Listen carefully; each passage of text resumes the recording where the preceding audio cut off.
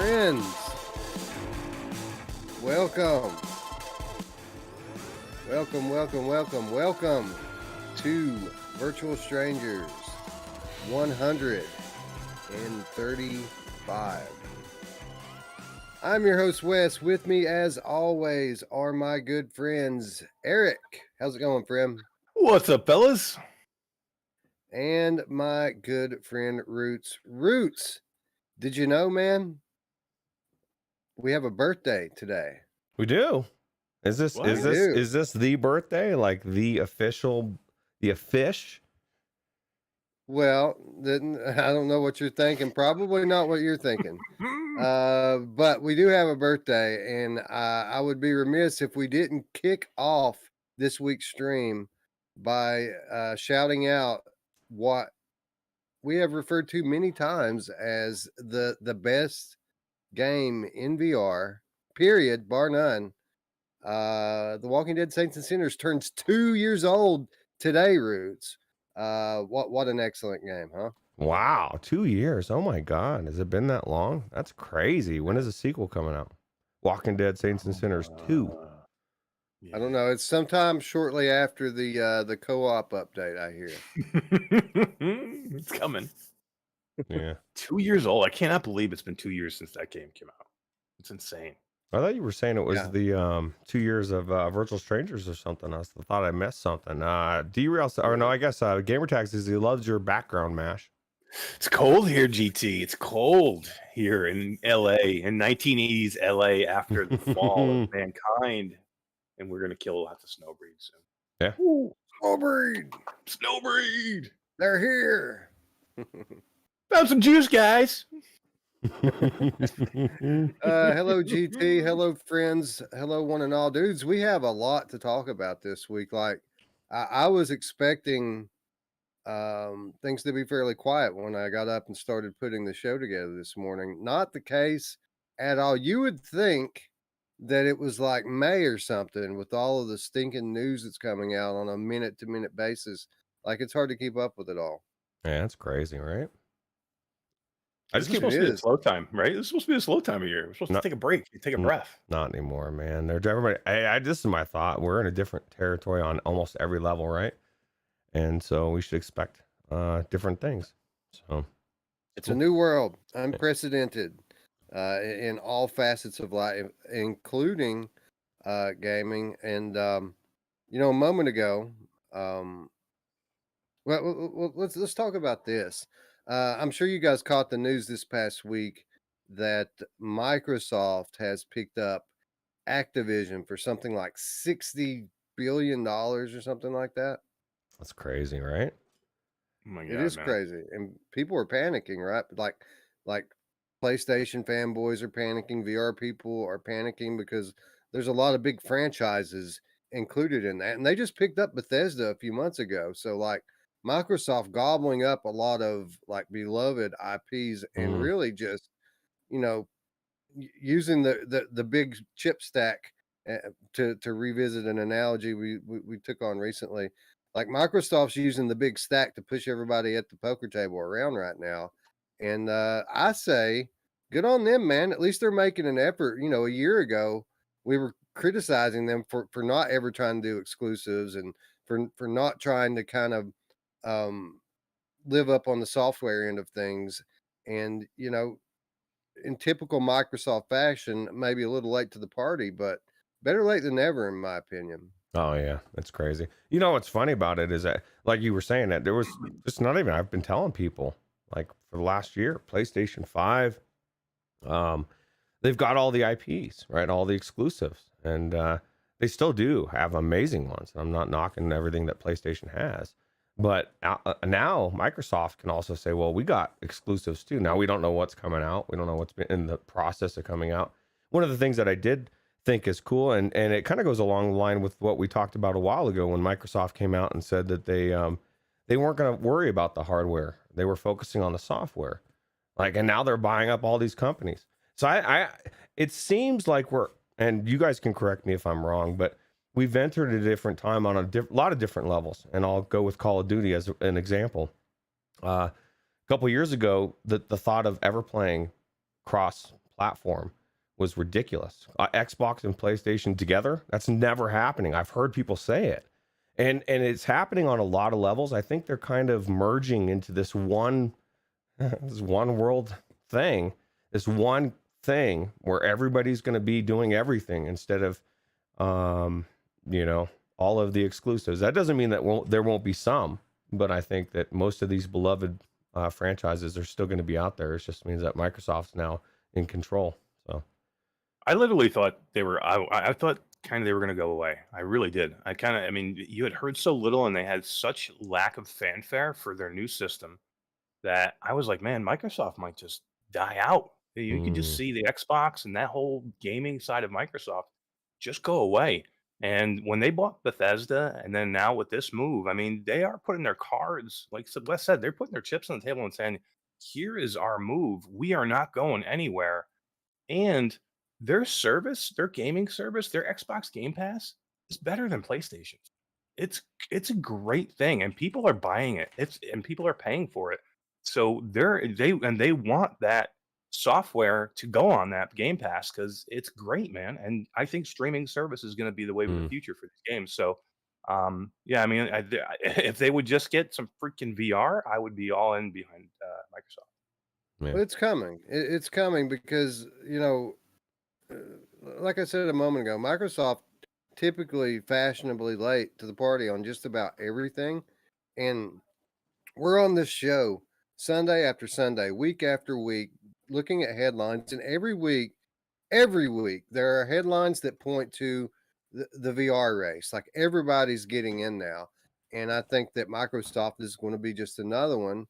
And you know, and we say that, you know, even though we already have VR games from Microsoft, we already have VR headsets. Like my go-to VR headset, the one I play on 90% of the time, is a WMR headset. So like they're kind of already here, but I expect them, like everyone else, to just kind of increasingly increase their metaverse footprint. Yeah. And somebody said it in the thing. They said, I think it was Derailed, the long game for the meta. Eric saw it at the CES. I mean, there's a bigger push for meta than everybody thinks on every level. They really want us in the Matrix. And I wanted to address a question somebody said in the chat, even though it doesn't want me to scroll up here.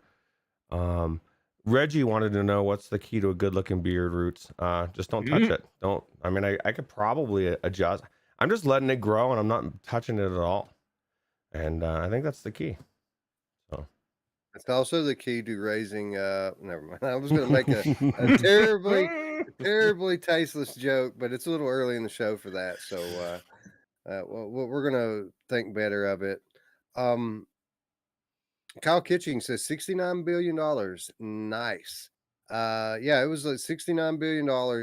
And the day that it happened, or like the day after, Sony lost like $20 billion in market share because of this acquisition by Microsoft, which is interesting because, you know, anybody who's a fan of Sony will tell you that they don't care. Like Microsoft could buy every like major multi-platform game studio in the world, and it's not really going to affect Sony directly because most of Sony's hit games are from their first party homegrown studios.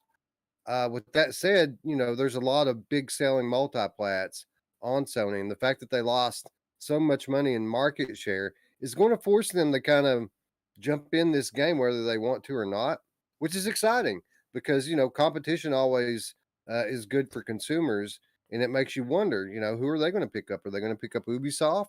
Are they going to pick up Konami? Like either one of those would be super exciting for us, as we know Sony making no secret about their increased focus on VR.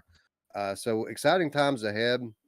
And that's not even really the reason that I brought it up. The reason I brought it up is those of us who watch, you know, the rumor mill, the gaming industry rumor mill, the Activision acquisition by Microsoft was not a surprise because it was actually leaked about a year ago on January 9th, 2021. A fairly prominent gaming industry insider said that Microsoft will be picking up Activision this year. Hmm. And as we have seen, a year later, it comes to pass. So what significance does that have for us as VR gamers? Well, I'll tell you what. The significance it holds is the fact that this guy, that this leaker, this insider, said something else this week and made another prediction this week. He says that Half-Life 3 is in development and that it is in fact a VR game. Ooh. Which is exciting. That if it's VR exclusive, that's what I was gonna say. I might laugh for a week if it is, but that's what he said. He said Half-Life 3 is a VR game and it is in development now. Yeah, you know what's funny about that? Because you know, a lot of people played it. A lot of flap players went in and played it and loved it, right? But there was that pretty good portion of people that said, fuck it, it's VR. It's not the real, you know what I mean? It's not real progression. It's not Half-Life 3. It's just Half-Life Alyx, and they dismissed it, right? Now, I mean, how do they dismiss this? You know what I mean? Like, if this is true, and you heard it here first. No, just kidding. You didn't hear it here first. This is the rumor. You heard the rumor from West. That's crazy. I think that's going to be huge and exciting. If it's exclusive, people's heads will fucking explode, dude. I know. I mean, do you remember the freaking crazy backlash that they had when they announced Half-Life Alyx was going to be VR only? I mean, people were freaking out. They had to shut some Reddits down because of so much stuff on them. I just couldn't imagine if they did a real Half-Life 3 with Gordon Freeman and they did it only in VR. Holy crap. Onakazi says, be distrustful of people who give you rumors about your deepest desire coming true. Absolutely. Always be distrustful of anything unless you've gotten proof. And nobody's saying this is true, but the fact that like Wes led off with, the last rumor that he had inside knowledge on was true. And something you have to take it this way, okay? So rumors are one of two things. Is something that just like MASH makes up something, or I say something and then it just goes crazy, everybody spreads it.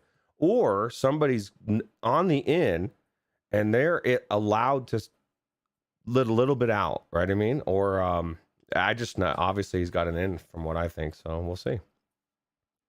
Yeah, I think Onakazi's absolutely right, and it just goes back to that sage-like wisdom from the great Stone Cold Steve Austin. He said, DTA, you dumb son of a bitch, don't trust anybody. Yeah. And I agree.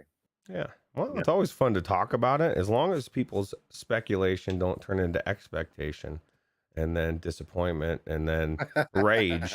And we're going to get to that. So yeah, right. Oh my God. We're going to get to that as we do have a nice little stack of headlines to dive into. But before we do that, let's kick this show off the way we always do, by saying hello to our friends in chat. Sergeant Frosty is here. What other big IPs do they have now? Game Pass is definitely on par, if not better than PSN, PS Now. I don't see any real exclusives by Halo. We'll exclusives, not yet, but they can. They can if they want to. That's kind of the point with Bethesda, with Activision, with all of the 10 studios that they picked up in 2018, 2019. Hellblade 2, bro. How about that one?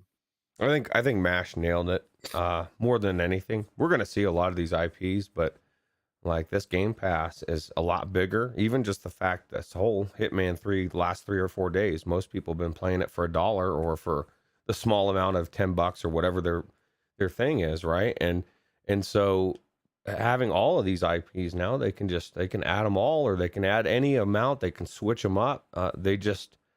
It's going to be good for Game Pass. I guarantee it. Yeah, I mean, they drop new games in there too, and that's one of the biggest differences. I mean, PlayStation's got, number one, they have two confusing services that they need to figure that out. They need to figure something out with the Plus and the PlayStation Now. They need to figure that out, and they need to get down to one service because it confuses people. And they don't do a lot of times they don't do the right out of the box. I mean, Back 4 Blood, right out of the gate, you could play it for, if you wanted to, if you didn't have it before, $1 for a month. That was a brand new game right out of the box, and you can play it even now for $9.99, and then you can play Gears of War, and you can play Halo, and you can play 100 other games that they have on there. And again, it's an easy service. It's a one service, so it's just easy to figure out and think about. So I'm not saying Sony couldn't and won't make it better, and they might end up taking it over. But right now, I think it's a better deal. Yeah, and Sony is going to get better. I don't think that we're ever going to get to, well, I don't think that this generation will ever be at the point that we see Sony first party exclusives launch on any kind of subscription service on day one. I think games will have to be out for at least a year, 6 months before they do that. And I think that's how it should be, to be quite honest. Like, I think Microsoft's, as great as Game Pass is, it makes you kind of wonder how they make money giving away all their stuff for a freaking couple bucks. You know what I mean? But I guess if everybody buys it, then maybe that's how, right? If they can get everybody to buy Game Pass, then maybe that's how they make their money. It's definitely a different model than what Sony uses, and it'll be interesting to see how much Sony's model actually changes to look more like Microsoft's, or vice versa. It's long term in a different sense, right? They just buy up all these IPs, and then they can, you know what I mean? They put out 69 billion, but how many games are in that package that they can now put on that thing? They could put World of Warcraft on there. That would be huge. I mean, there's a lot of people. That's $15 a month for just to play that game. And so if they brought that over, there's just a lot of IPs under that umbrella of 69 billion, and it sounds like a lot of money, but 5-10 years, maybe even a couple years of all these subscriptions, and they're kind of in that thing like you said, Wes, and the Netflix model, right? Where, I mean, how many people, even myself included, maybe you get the $10 thing and you have it on there for 10 years. You rarely use it. It's there. You forget about it. You keep paying for it. There's a lot of people like that as well. Yeah. Person says Microsoft has stupid money. They absolutely have stupid money. Government money. Frosty, Onakazi, in the house, as is Derail, Traveling Man 3775. Hello, Chris 9989. 25 million subs at $10 a month is how. Yeah. Good point. Yep. Edwin Mahones in the house. He says Halo, Forza 5. Hello. Wolveraza, what's up, Wolvie? Hack, what's up? He says, oh hell yeah. Sergeant Frosty's asking if he was asking Chris actually if they confirmed whether Call of Duty and Overwatch will be exclusive. There's no way. It's based on multiplayer, right? So you want the cross-platform. They've opened that Pandora's box. I don't think they can bring them back in and only go with the Xbox consoles. And let's be honest, there's not as many players in that pool as I guess if you added the PC, but I don't know. We've heard for years that the way that these big console manufacturers actually make their money is by selling games. Like, if that's true, like then it doesn't matter if it's on PlayStation. And for that matter, it doesn't matter if Sony puts their games on PC. If selling games is where they get the majority of their money, then you want to have as big a footprint as possible, as many places that you could sell it as possible. So yeah, that's why you have Sony going to Steam, right? They're starting to. There you go. Yeah, they absolutely are. Yeah, it just makes sense. I mean, why would you cut your audience in half? There's no way. Yep. Hussein X is here. He said, "What's a better investment or acquisition? Facebook $2 billion for Oculus, or Microsoft $69 billion for Activision?" Yeah, I think we all know the answer to that one. Although I would say that Facebook has put more than $2 billion into it when you consider all things. They're kind of all in on VR at this point. Right. And I mean, they didn't really have that much of a jump on Microsoft, right? They were working on stuff as well at the same time. They just actually invested a shitload of money into it and have some really good minds there. Carmack. He's AI, by the way. You guys didn't know. He's the first example of AI that they're going to roll out and say, I've been an AI the whole time. Pablo Leras is here. Hello, Pablo. As is Silver. What's up? Some guy named Ruuts is up in there somewhere. He's so Reggie's here. What's up, Reggie? We already said hello to GT. Ray Pope. Good morning, Ray. Let's see here. My Job is here. Chi-Town D. What's up, Chinatown D? And I heard you have a beautiful singing voice, dude. I can't wait to go back and watch the stream. It'll be Oh, awesome. Yeah, everybody go to Q2C VR Gamer and watch last night's live stream of After the Fall, and you got to listen to D and maybe somebody else doing a duet. Oh, Isabel. who doesn't want to hear a Journey duet? As soon as Isabel sang it, she's like, "My dad's gonna kill me for singing Journey." That's all right, man. I can't be too mad at her. She holds her own in that game pretty well, doesn't she? Oh Hey, my we got she some, is a stone cold killer, man. we got some people sliding in. Chinatown says, "Don't go, good Lord, please don't." PD, Simplex, Delirium, Drew, Warmac, Pablo, all coming in right after the initial invitations, or I guess hello, right? Well, what's up, Mind Job? What's up, Kyle Kitchings? What's up, Decepticon? Oh, yeah. Let's get into some headlines, folks. And I said it a moment ago. We're here week after week, Sunday after Sunday, talking about headlines, and many of which are evidence that the VR race has started. This first one kind of indicates that, but does it? Google reportedly building an AR headset codenamed Project Iris.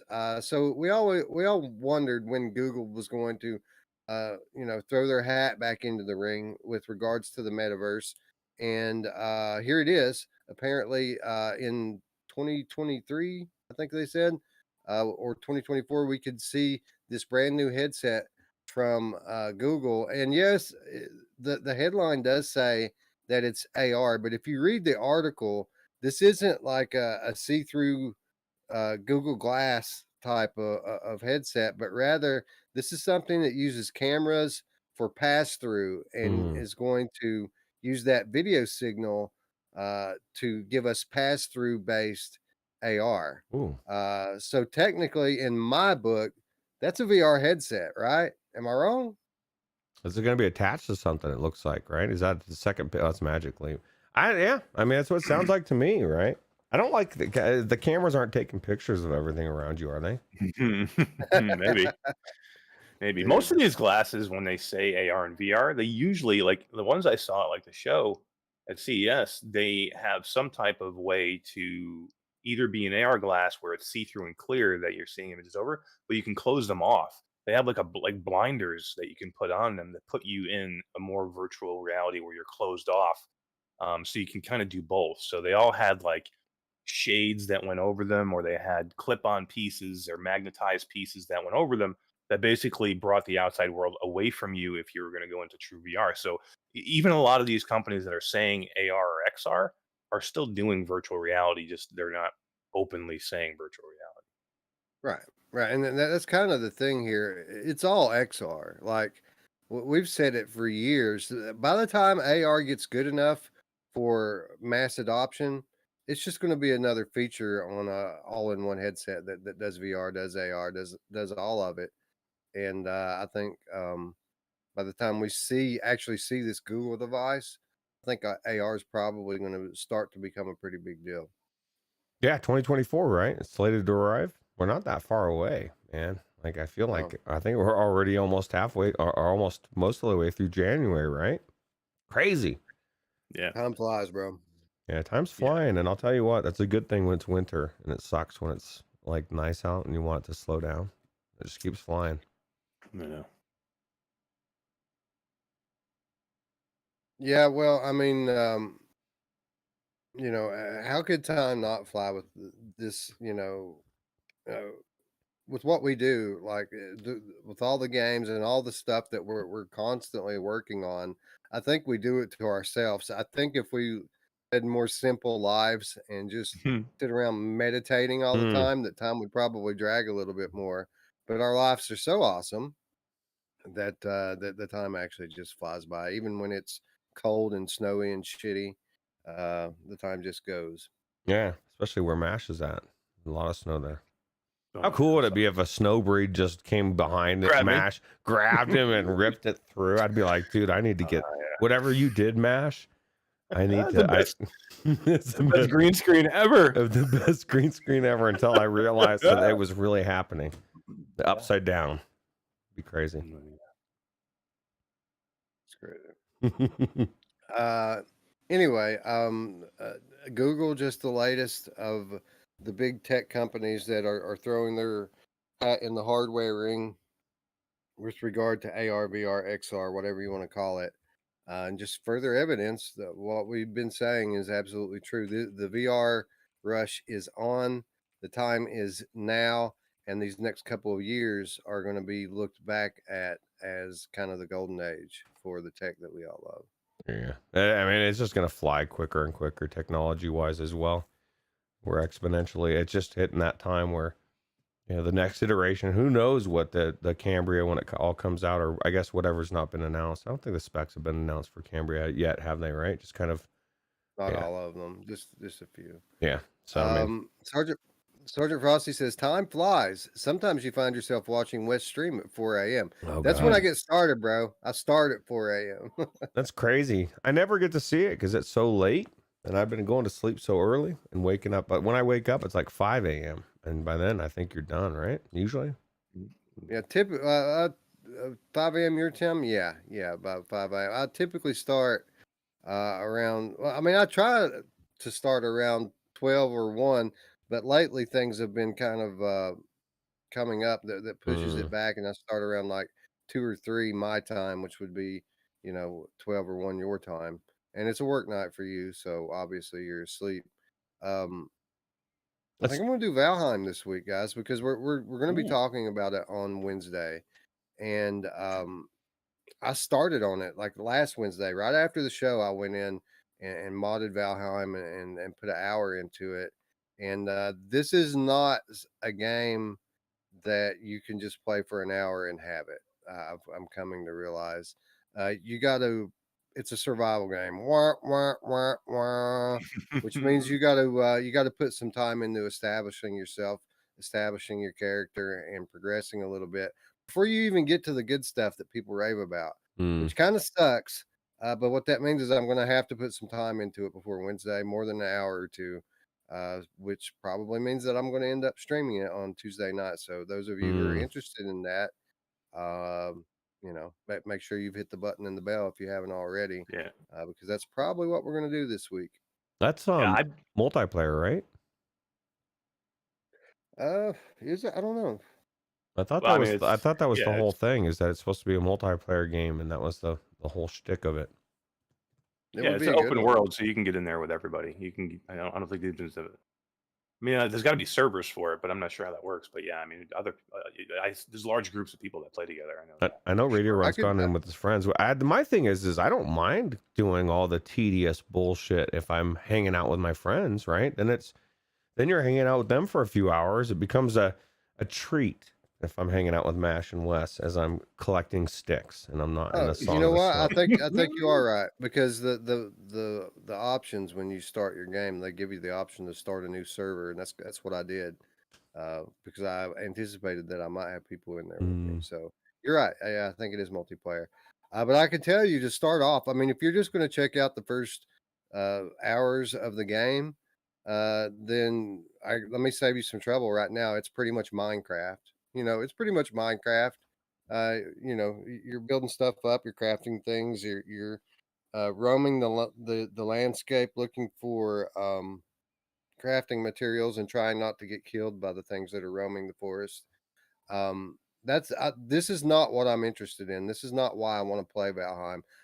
There are cool story elements and awesome enemies as you progress into the game.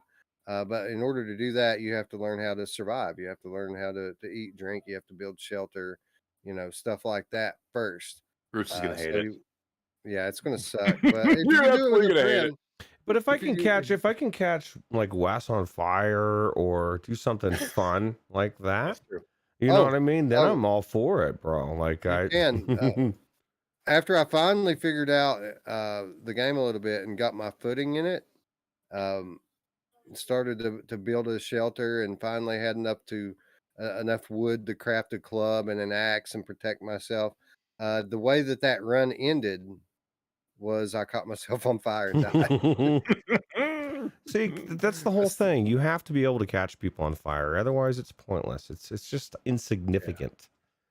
That's the way I look at it. Anyway, I can tell you this: I bought the game flat, and I quickly got out of it. I didn't refund it. It was like 20. It was like $19, I think. And I'm like, I'm just gonna get it because people were talking about getting it, and I was in it for like maybe a couple hours, and I'm like, nah, it's too much work. I will say this. I will say this. The VR implementation in it is great. It's a great mod, and it's very, very easy to apply. Anybody can do it, and it runs perfectly. It's like a native VR game. I can say that.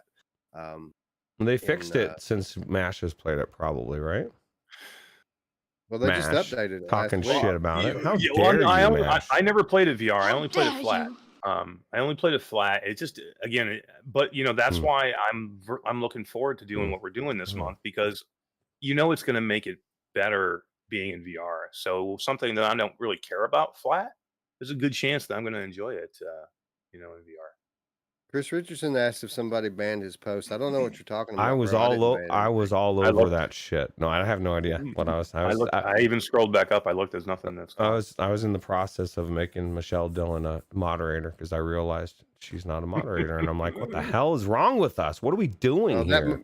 That might be the problem. You make her the moderator, bro. She's a hard ass. Dude, you're not kidding.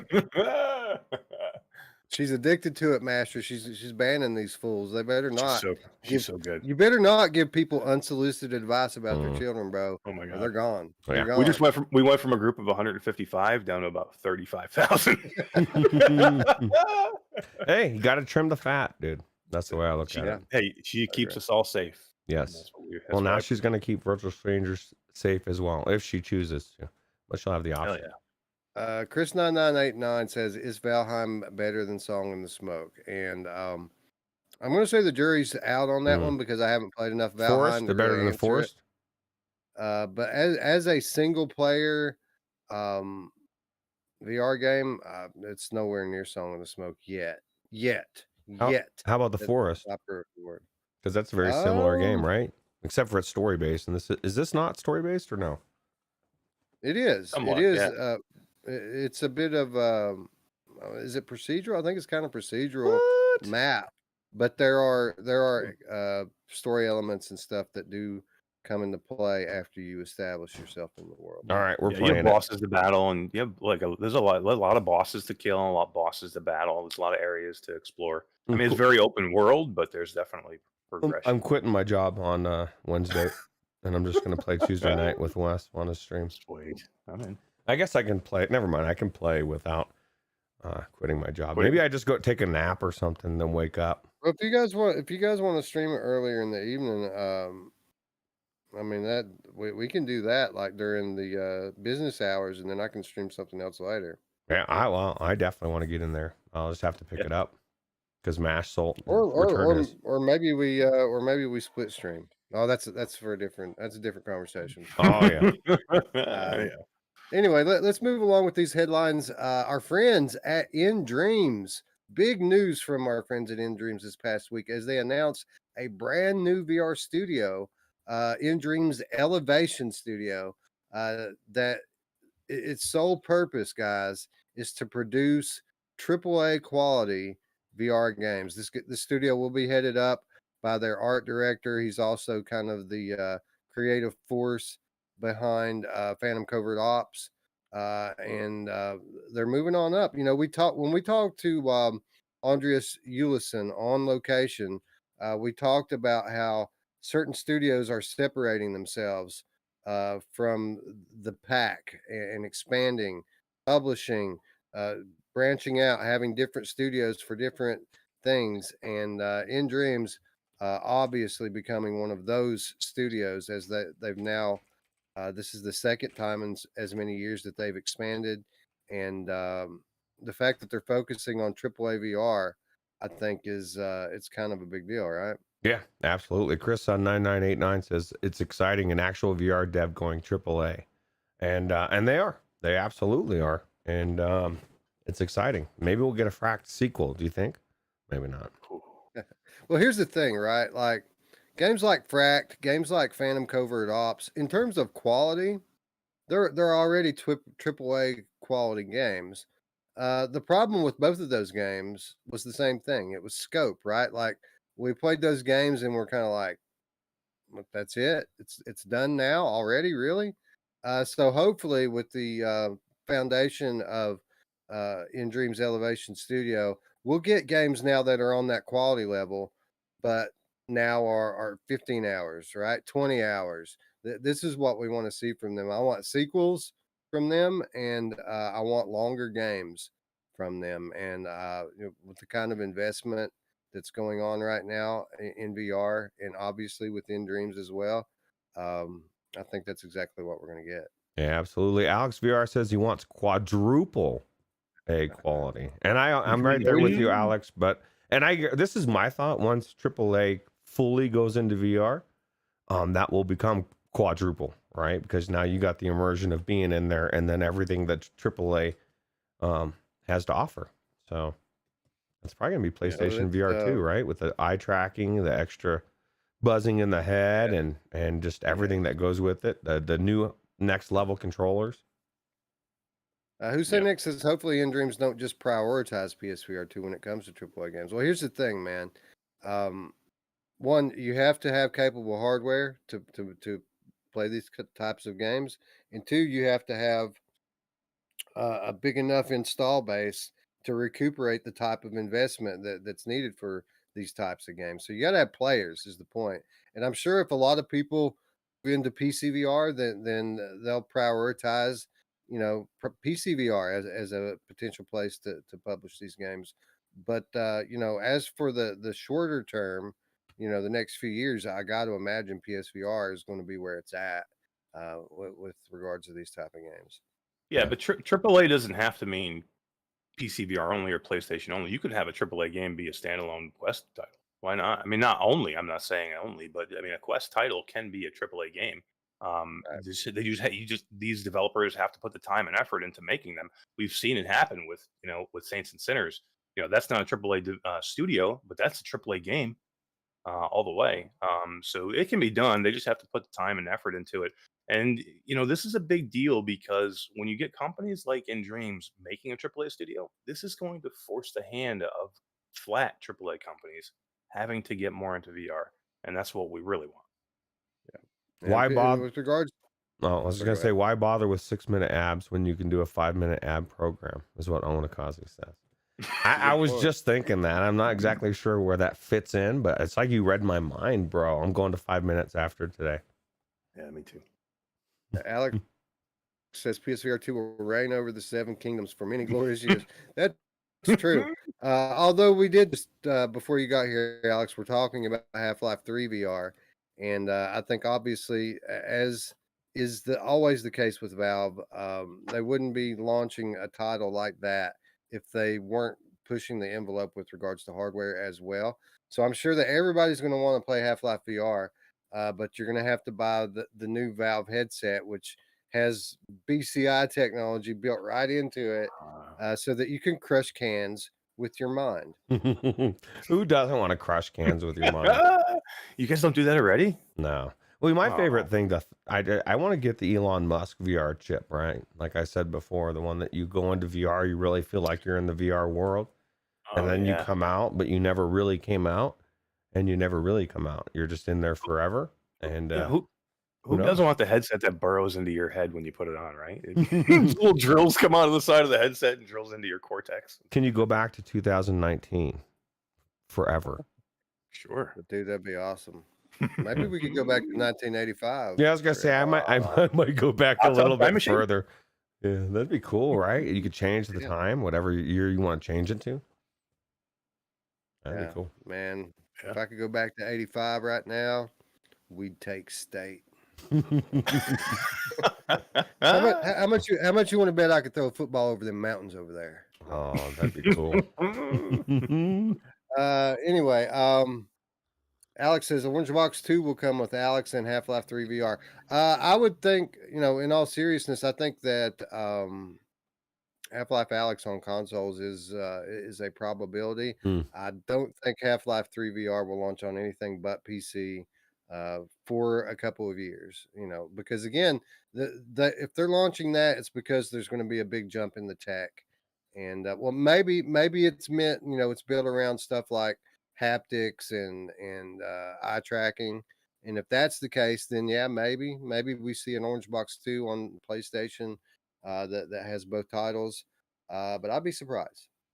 Yeah, absolutely. Well, I guess we'll see, right? We're right on the cusp of it. But Onikazi says, screw that. Oh, go ahead. Screw that. I'm done until someone does a Hept title. Hept a title. And I don't know if that's a long time, I think. What would that involve? A lot of A's. Yeah, I think then that means you would probably, that's you're now in the Matrix with it connected to your spine. And wouldn't that be horrible if you were in there and you had like a real shit job? Like if I'm going to be in there, I better at least have a good life, Yeah. Well, we're going to get to that point, right, where people living their lives in the digital world more than the real world. Come out and you're eat. Gonna, and you're gonna, people are going to be developing, psychological dependency on like VR, AR, mixed reality. It's probably already out there. It's a real, yeah. Well, I mean, I'm addicted. I'm addicted for sure. Anyway, why don't we talk a little bit? Speaking of AAA VR, let's talk a little bit about Sony. Sony encourages global game jam participants to embrace VR. For those of you who don't know, Global Game Jam is an annual game developer event where aspiring and upcoming developers all kind of get together and participate in this event. And what the event is, it literally has thousands of developers participating, and they're given a theme, some kind of theme, and they're told you have 48 hours. They have about a week of prep time, and then they have 48 hours to actually develop a game from scratch and submit it. Wow. Right. And what's significant about this year's Global Game Jam is Sony is getting involved. They're sponsoring kind of a branch of it. And what Sony are asking these developers to do is to implement VR and or eye tracking into the games that they develop. And they're going to get bonus points if they do this. It's called, I forget. They have a term for it, these types of add-on features that you're able to put in your game. You get more points for it somehow. And Sony is sponsoring one of these, and it is to spur innovation in the VR / eye tracking sector. So I just think it's telling. I think it's telling where Sony's mind's at right now, what they're focusing on this year with regards to the tech. And anybody who can read the tea leaves and doesn't get excited about a headline like that, I have to question their soul. I question their soul 100%, man. How smart is that, right? Like, I guarantee if there's any good ones out there, they're going to get offered a job and say, hey, how would you like to come work for us? Or maybe they're looking for ways to crack something that they're not even sure. Like, I just think it's super smart to let people, kind of just slip it into the contest and just let it kind of unfold on itself, right? Yeah. How far have we come with Sony since Jim Ryan had said way back when that Sony, that VR is not, ready yet, maybe sometime in the future, and everybody was like, oh my God, Sony's not doing VR ever again. Nope. They're never ever going to do it. 1 year. Yeah. That's how long ago this was. And now look at they're sponsoring these things, and they're telling them, you're going to get extra bonus points because we want to see what freaking people can do with our new eye tracking technology that we're going to go all in on our new headset.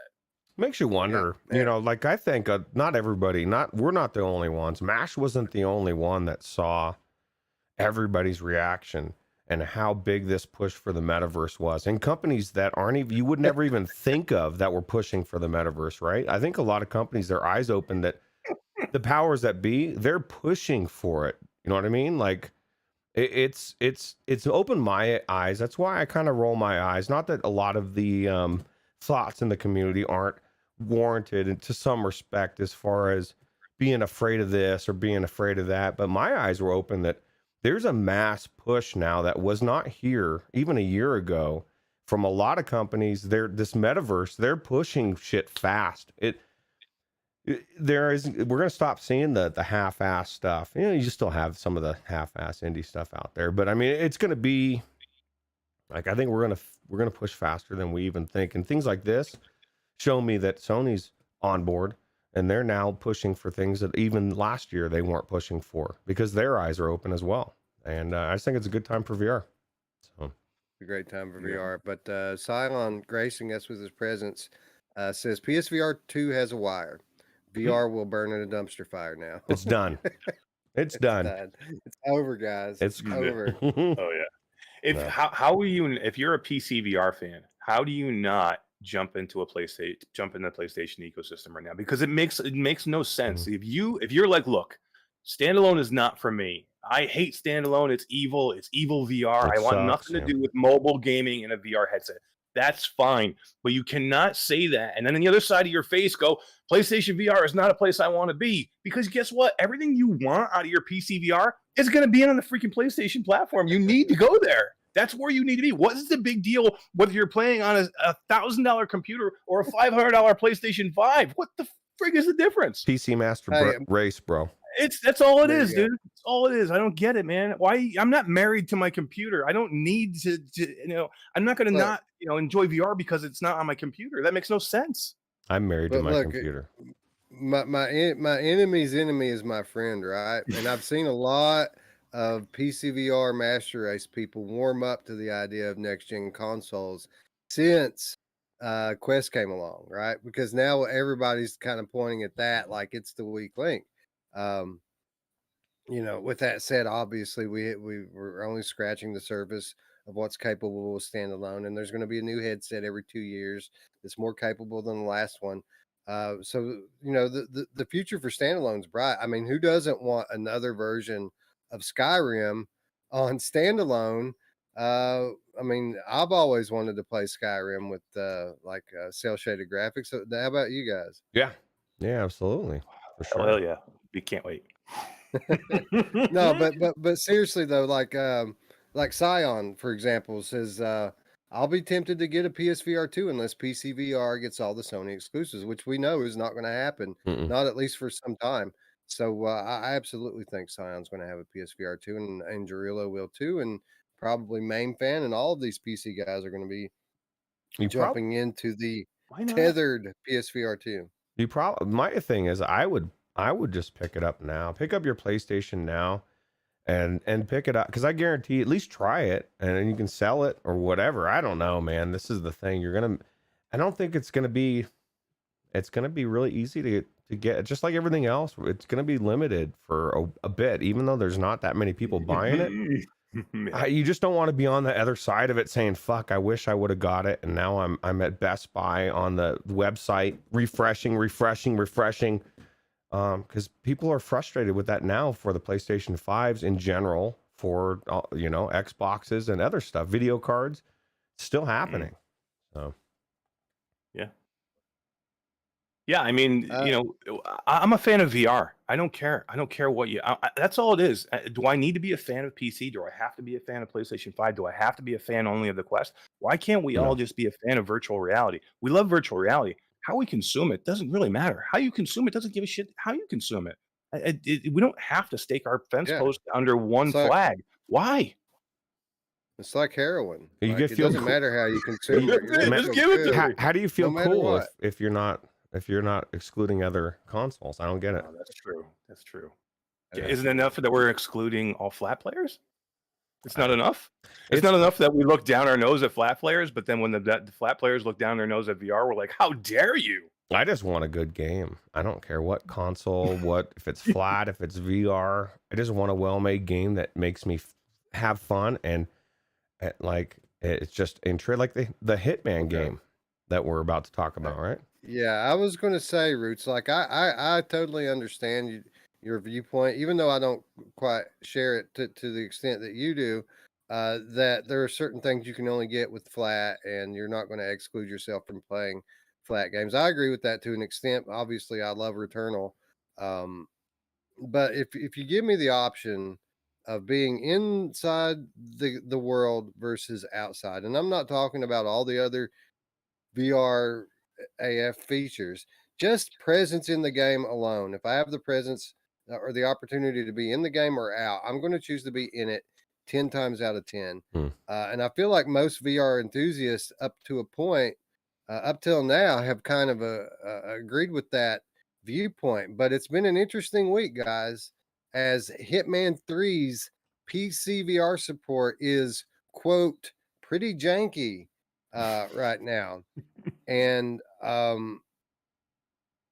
we're going to touch on this one a little bit. I want to say up front that this is one of our topics to deep dive on Wednesday. So I don't want to do the whole friggin' Wednesday show right now. This is a headline. We're supposed to be 5 minutes and on to the next one here. But we got to talk about this, guys, because I've seen, right. I've seen people who have been stalwart, hardcore VR enthusiasts for years now, promoting the platform, trying to get people in, come out and say, don't play Hitman 3 in VR. Play it flat if you're going to play it. Don't play it in VR. And they've made a lot of criticisms, most of which are valid. I'll say that most of the criticisms are based on real things. But my experience, I've been playing Hitman 3 PC VR the last couple of days, and my experience is not what these people are describing. Like it's 10 times better than playing the game flat. Like how has Hitman 3 been for you, Roots? Okay, so my extent of playing Hitman 3, I've actually has played it flat, and I've played it on PlayStation VR. And now I've tried it on the PC VR. I am blown away. Like, my thing is the environments, the gameplay, the fact that I get lost in these worlds as I'm roaming around Hong Kong, looking through these different apartments and stores and trying to figure out what's going on and how do I get to who I'm killing, and just all the gameplay aspect that I want in a AAA game. But everything you just described, I'm in the world. And so, like, when I see that people say it was janky, it blows my mind, because that is absolutely not my experience. Now, I will caveat that with day one, I did have the camera doing all sorts of weird things. I had to aim it in a weird way to get the first quest to take a picture, which they've since patched. And then I also will caveat it with the fact that, like most games, I was sitting down, which I guess I might have said on your show, Mash, that I was standing up, but I wasn't, because I went back into it and I immediately was sitting down. And so I didn't have any of the jank. The weirdest thing about this whole thing is I never knew that standing room scale is what dictates VR to be a good game or not. Because I thought we have many examples that are not standing room scale games, and people rave about it. And so this whole thing is very bizarre to me, Wes. And I said so in our chat between you, me, and Mash. I was like, I don't understand what's going on. You know what I mean? I've already put like 4 hours into this game, and it's like everything else. It's all I've been playing. This jank fest. It's weird. Yeah, right. I too have played all 3 versions of Hitman 3, and the PC VR version by far is the best version that I've played. I've been playing it. I'm not going to say it's all I've been playing, but it's the good majority of what I've been playing for the first couple of days. With that said, a couple caveats. One, I did not play it on launch day. I had some problems actually getting the game to boot at all. First, I couldn't get it to boot in the VR, and then it didn't want to boot at all. So I had to delete it and reinstall it before I could finally get the thing to work. It was the second day that I played it, and I think by the time I played it, it had been patched already. With that said, no jank. Like, I haven't had any kind of real jank in terms of like performance. A lot of these blurry visuals people were talking about, I didn't have anything like that. And what you're saying, Roots, is true. Like, I didn't try to play this standing up. I didn't try to play it in room scale. So maybe that's a source a lot of this is people trying to play it differently than I do. I played it seated, you know, and use the sticks to turn. I didn't even turn in my chair, but everything was perfectly crystal clear. I had no performance issues. Really, the only issues I have were design choices by the development team. I feel those are legitimate criticisms, but at the same time, again, it's not like this is a built from the ground up VR game. This is them trying to port like a VR game that was built around PSVR 1 into PC, and I think they did a great job of that. One more thing before I pass it off to you, Eric.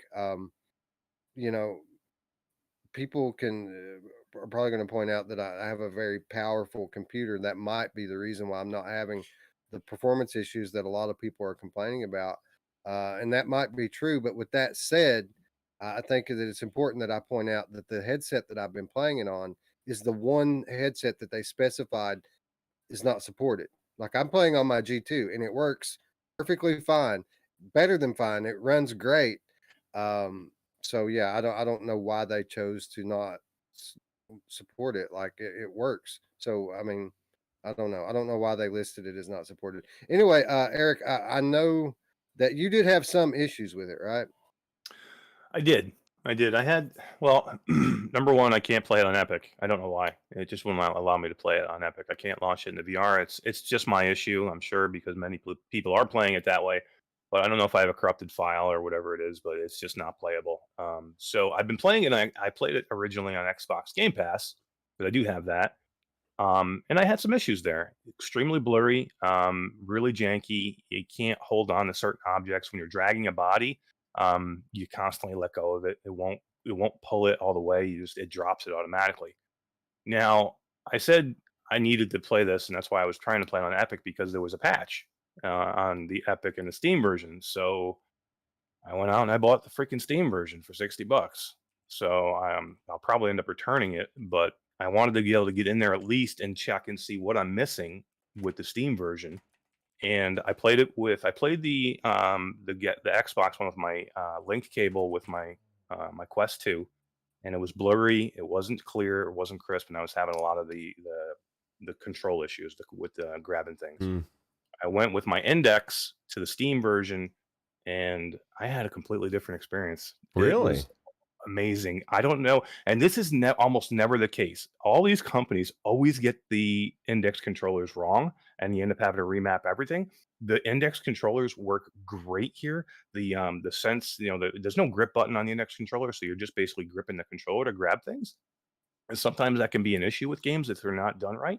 And this was perfect, man. I had no issues at all. The Steam version and probably the Epic version, I haven't played it yet, but I think they're the same basically version, are the superior versions of this game by far right now. I'm sure there will be a patch coming down the road for the Xbox version, but my gameplay, I was way happier with it. It was clearer. Everything now, again, I'm going from a Quest to an Index, so I'm sure it's going to be a little bit clearer anyway.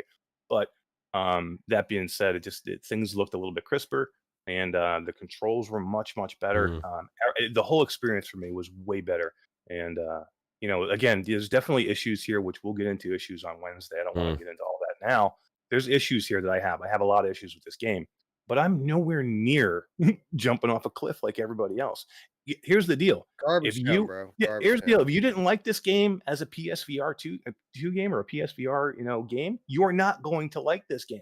If you thought this was going to be night and day difference over the PlayStation version game, that's not what we are doing here. They're basically just taking that game that you could only play on a PSVR and they're giving it to everybody. Okay. And they're giving you your hands. Yeah, it's better. And they're giving you your hands. But if you were thinking you were going to get, this 100% built from the ground up VR experience, you had expectations that were not going to be met, and then you did that to yourself. Yeah, and it kind of blows my mind because these same people that tell you don't play this game in VR, play it flat, we're raving about it on PlayStation VR. And this version is better than the PlayStation version. So yeah, it's kind of mind-boggling to me. We've been accused of being overly positive about VR games. But I'm being honest and giving my experience, man. And maybe people on different hardware using a different headset, having a different PC, or having a different experience. Maybe it's the game version, like Master's saying, the Xbox version versus the Steam version versus the Epic version. All I can do is report on my experience, and I've been having a blast in this game. I loved it on PlayStation VR. The version that I've been playing in my G2 through Epic Game Store has been better, significantly. Now, I'm not going to say that it's night and day. It's not like having a native PC VR game versus having a PSVR 1 game. It's not, but it looks better graphically.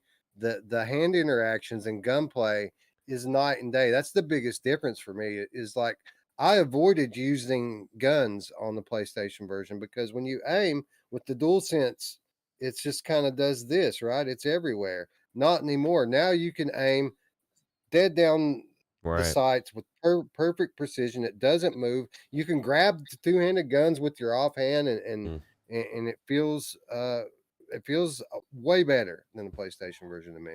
Yeah. And again, not going to try to do Wednesday's show today, but we're going to deep dive on this on Wednesday. And I highly suggest that everyone who's interested in this tune in, because we're going to take a unique approach to doing that. Yeah. And everybody out there that says that we like every game, that's just not true. Trust me, it's not true. Beat Saber, Mash will jump all over that sucker in a heartbeat. Yeah, exactly. I don't even know how you play that garbage town game, but it's just not true. Again, but I don't overly look to shit on games because it's a headline either. I'm not going to fucking thumbnail a game that I think is okay, but I'm going to thumbnail it and make it look like shit because I think it's going to get, views or looks. I'm going to give you my honest opinion, just like Wes will and just like Ruuts will. We don't sugarcoat anything. We're not paid by anybody. Trust me. Do we like VR? Yeah, we like VR and we root for VR. But if a game is bad, we're going to say a game is bad. Right. Absolutely. And I wanted to take this opportunity to showcase the game Car Parking Simulator VR. No, just kidding. So good. So what about good. that calligraphy game? Calligraphy, dude. You calligraphy. Well, this is the thing, Mash, and he'll pass some to me. He gets games. I guarantee you that we would shit all over in a second. He'll turn them down because they're bad. You can't play them, or they're just niche games. But one thing I will want to say before we move on, Wolvie, this is the thing. You say you're worried about your not having your second hand, your left hand to hold the guns. I would recommend taking your Mr. Task and attaching your second controller. The way that it feels when you're holding a machine gun or whatever it is, I guarantee you're not going to notice a difference of hitting that grip button or not hitting that grip button. When you that's the only difference, right? Is you don't have to hit the grip button; it just automatically grabs. It snaps to it. Yeah. And so if you're using the Mr. Task, I guarantee you're not going to notice, bro. And you're going to love this game, bro. And it's not. And when I say that, it's not that like the whole time that you're holding a two-handed weapon that you're holding with both hands. Like you can grab it and let go. You just don't have to use the grip button. If you get your hand close to the gun, it automatically grabs it. If you want to let go, you just pull your hand away and it lets go. But it's way better than the track gamepad system that PlayStation had going on. Yeah, absolutely. Yeah. By the way, the PlayStation VR consensus game of the year, not only on our channel but Without Parole as well, by an overwhelming margin. Like everyone voted for Hitman 3, and that's the reason why we picked it. That's the reason why Song in the Smoke wasn't the Without Parole game of the year. It's because so many people raved about this game on PlayStation, and it's better on PC. Right. Yeah. And you got to remember, a lot of people were playing this thing on virtual desktop too. Like, Todd, who does the show with me, he played this game only on virtual desktop. And it's not like they came out and said, hey, don't play this on virtual desktop because it's not going to work. They didn't tell anybody that. So, and it basically was unplayable on virtual desktop. There was so many issues, but it was for me too. People quickly came out and said, look, it's unplayable. You can't play that version yet. And I'm sure, Guy or, however they're going to fix that. But I can see where a lot of people were getting upset with it because of that. But, in those situations, you need to try a different avenue. You can't just assume that virtual desktop or Airlink is going to work perfectly at launch day every time. You have to basically try. I know that nobody wants to play Linked. I understand that, but sometimes you got to try it to see. Give Guy a chance to get shit straightened out. The game just launched. He doesn't have prior, access to the game. You got to give Guy a chance. Yep. All we are saying Give Guy. is give Give Guy a peace a chance. chance. Oh, yeah. Give Guy a chance. Oh, he's so Anyway, much more to come on this one this Wednesday. Be sure to click the subscribe button and the bell if you haven't already. We've got unique ideas on how we're going to demonstrate how this game stacks up. So be sure to tune in this Wednesday for that and Valheim VR. That's what we're doing this week. Yep. Anyway, I think Chris Richardson says that Beat Saber's his favorite game. So, to each their own, man. Like, I don't hate it the way MASH does, but I'm not playing it anytime soon. So, If you're going to play There it, you play go. something better like Supernatural. I've good been playing workout. against. Or Like, against. and Against. speaking of games that work great on virtual desktop, that game works great on virtual desktop. Yeah. against. Yeah, good game. Absolutely. Anyway, moving on. You know what else is a great game? Until You Fall. And Until You Fall has largely been what it's been for the better part of the last year. But all that is about to change as Until You Fall is getting its first update in over a year. The Neon update, guys. What do we know about it? We know it's going to be the Neon update. That's about what we know about it. That's it? We don't know anything about the Neon update? I have no idea what the Neon update's going to be. They've just dropped this little teaser on Twitter this past week. A lot of people excited about it because it is a great game, but we don't know. We can speculate. Maybe it's going to be a whole new campaign. Maybe it's just going to be a new look for the existing campaign. I would imagine that we're probably going to get some new content here. What's the deal with the K? Well, maybe you can knee the opponents. Maybe. Hey, silent, bro. Don't you know? Dude, Yeah. if they just put lights into this fucking thing, I'm gonna freak. I'm already like, what are you guys doing, man? Putting the games out that they're putting out recently. Maybe they're gonna make No, it dude, super but trippy like the this- Wave or something. This is the thing though.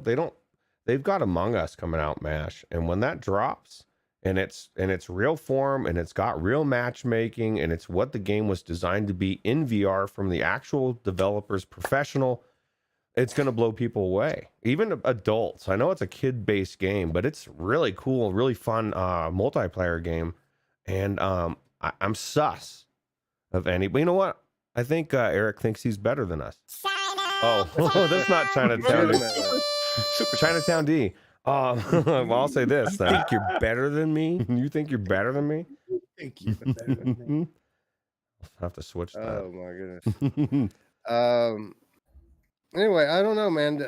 I didn't ever finish this like the regular campaign on this. Obviously, we're always in a hurry moving on to the next thing. I did enjoy my time in it, but bro, this is hard. Like this game takes practice to get good at. Yeah, absolutely. Well, it's been a year since. How long has it been since it came out? You said. I mean, it's been a year since they put any updates out, but it's been out for longer than that, right? It's been a while. Yeah, it's been a while. I mean, it came out for a while in early access, and then about a year ago, it came out of early access, and it has seen an update since. It's crazy. It's cool. Maybe that's what the Neon update's going to be. Maybe they're going to put all these pretty colors in it and just make it super easy so that people like us can make our way through it. Yeah, that'd be cool. Hey, Chinatown's laughing. That made it worth it. You know, I don't think this game gets a lot of the credit it deserves. I mean, since this game launched, we've seen kind of this wave of roguelike games come to VR. People forget that Until You Fall was kind of started all that. This was the first one that showed people that classic roguelike loop in VR. And yeah, ever since then, we've seen probably 20 different games come out with a similar structure. How long do you think we have to wait till we get this? Not long. I think we'll see it soon. Sweet. Yep. Yeah, let's go. Moving along, Quest PC mech shooter Iron Rebellion gets 4v4 combat and much more. So Iron Rebellion, a lot of people raving about this game in its early access state. Iron Rebellion just got a huge update, not only introducing 4v4, but a ton of new things as well, like new weapons, new maps, lots of quality of life updates. A few people said that the Iron Rebellion was still lacking in a few areas. Well, it's a lot less now. Like this game is much closer to full release now than it was a week ago, thanks to this huge update. Yeah, it's a cool game. I forgot to tell you guys, we have an open invitation from a developer for him to go in and show us around, show us the ropes. Really? So and we do. He Go on contacted me location, last maybe. week. Yeah. That would be cool. Well, I mean, I'm not the biggest mech guy, but I mean, you're making an offer here that I can't refuse, bro. Dude. And when you go in there, I mean, this game is amazing. When you go in there and start that mech up and you're in the cockpit and you're actually in VR flipping these switches and pushing these things and your visor opens up and oh man, it's so cool. I play it on Steam though, bro. Let's just get that clear. I'm playing this on Quest, bro. Play it wherever you want. Ah, that's true. What's great about this? So you said, and you've raved about this to us and said it's really good, and like you see a potential of where it's going, right?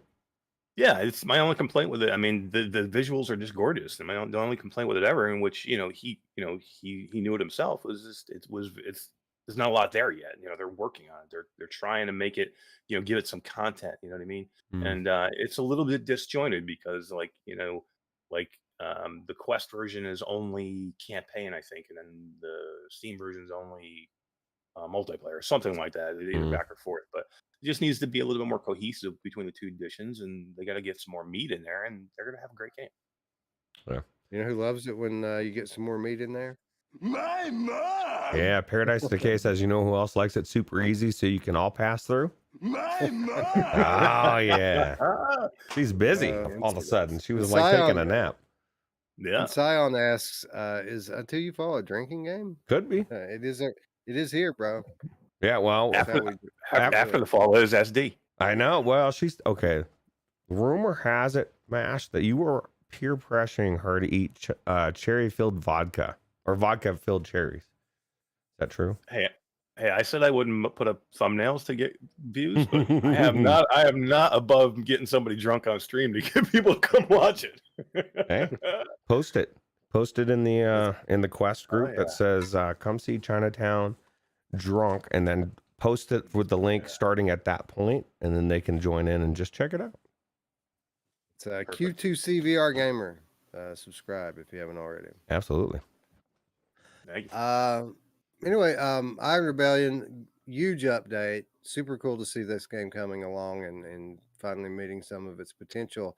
Not the only game that got a pretty huge update this past week. VTOL VR Flight Sim adds multiplayer alongside a co-pilot helicopter DLC. So this game's been out forever. And when people were speculating about all the upcoming newer flight sims like Microsoft Flight Simulator or Warplanes, or insert flight sim here, people were already raving about VTOL, and it's good to see that this game hasn't withered and faded away in the face of all these new options for people who love these types of games, but just the opposite. In fact, big updates still coming to this.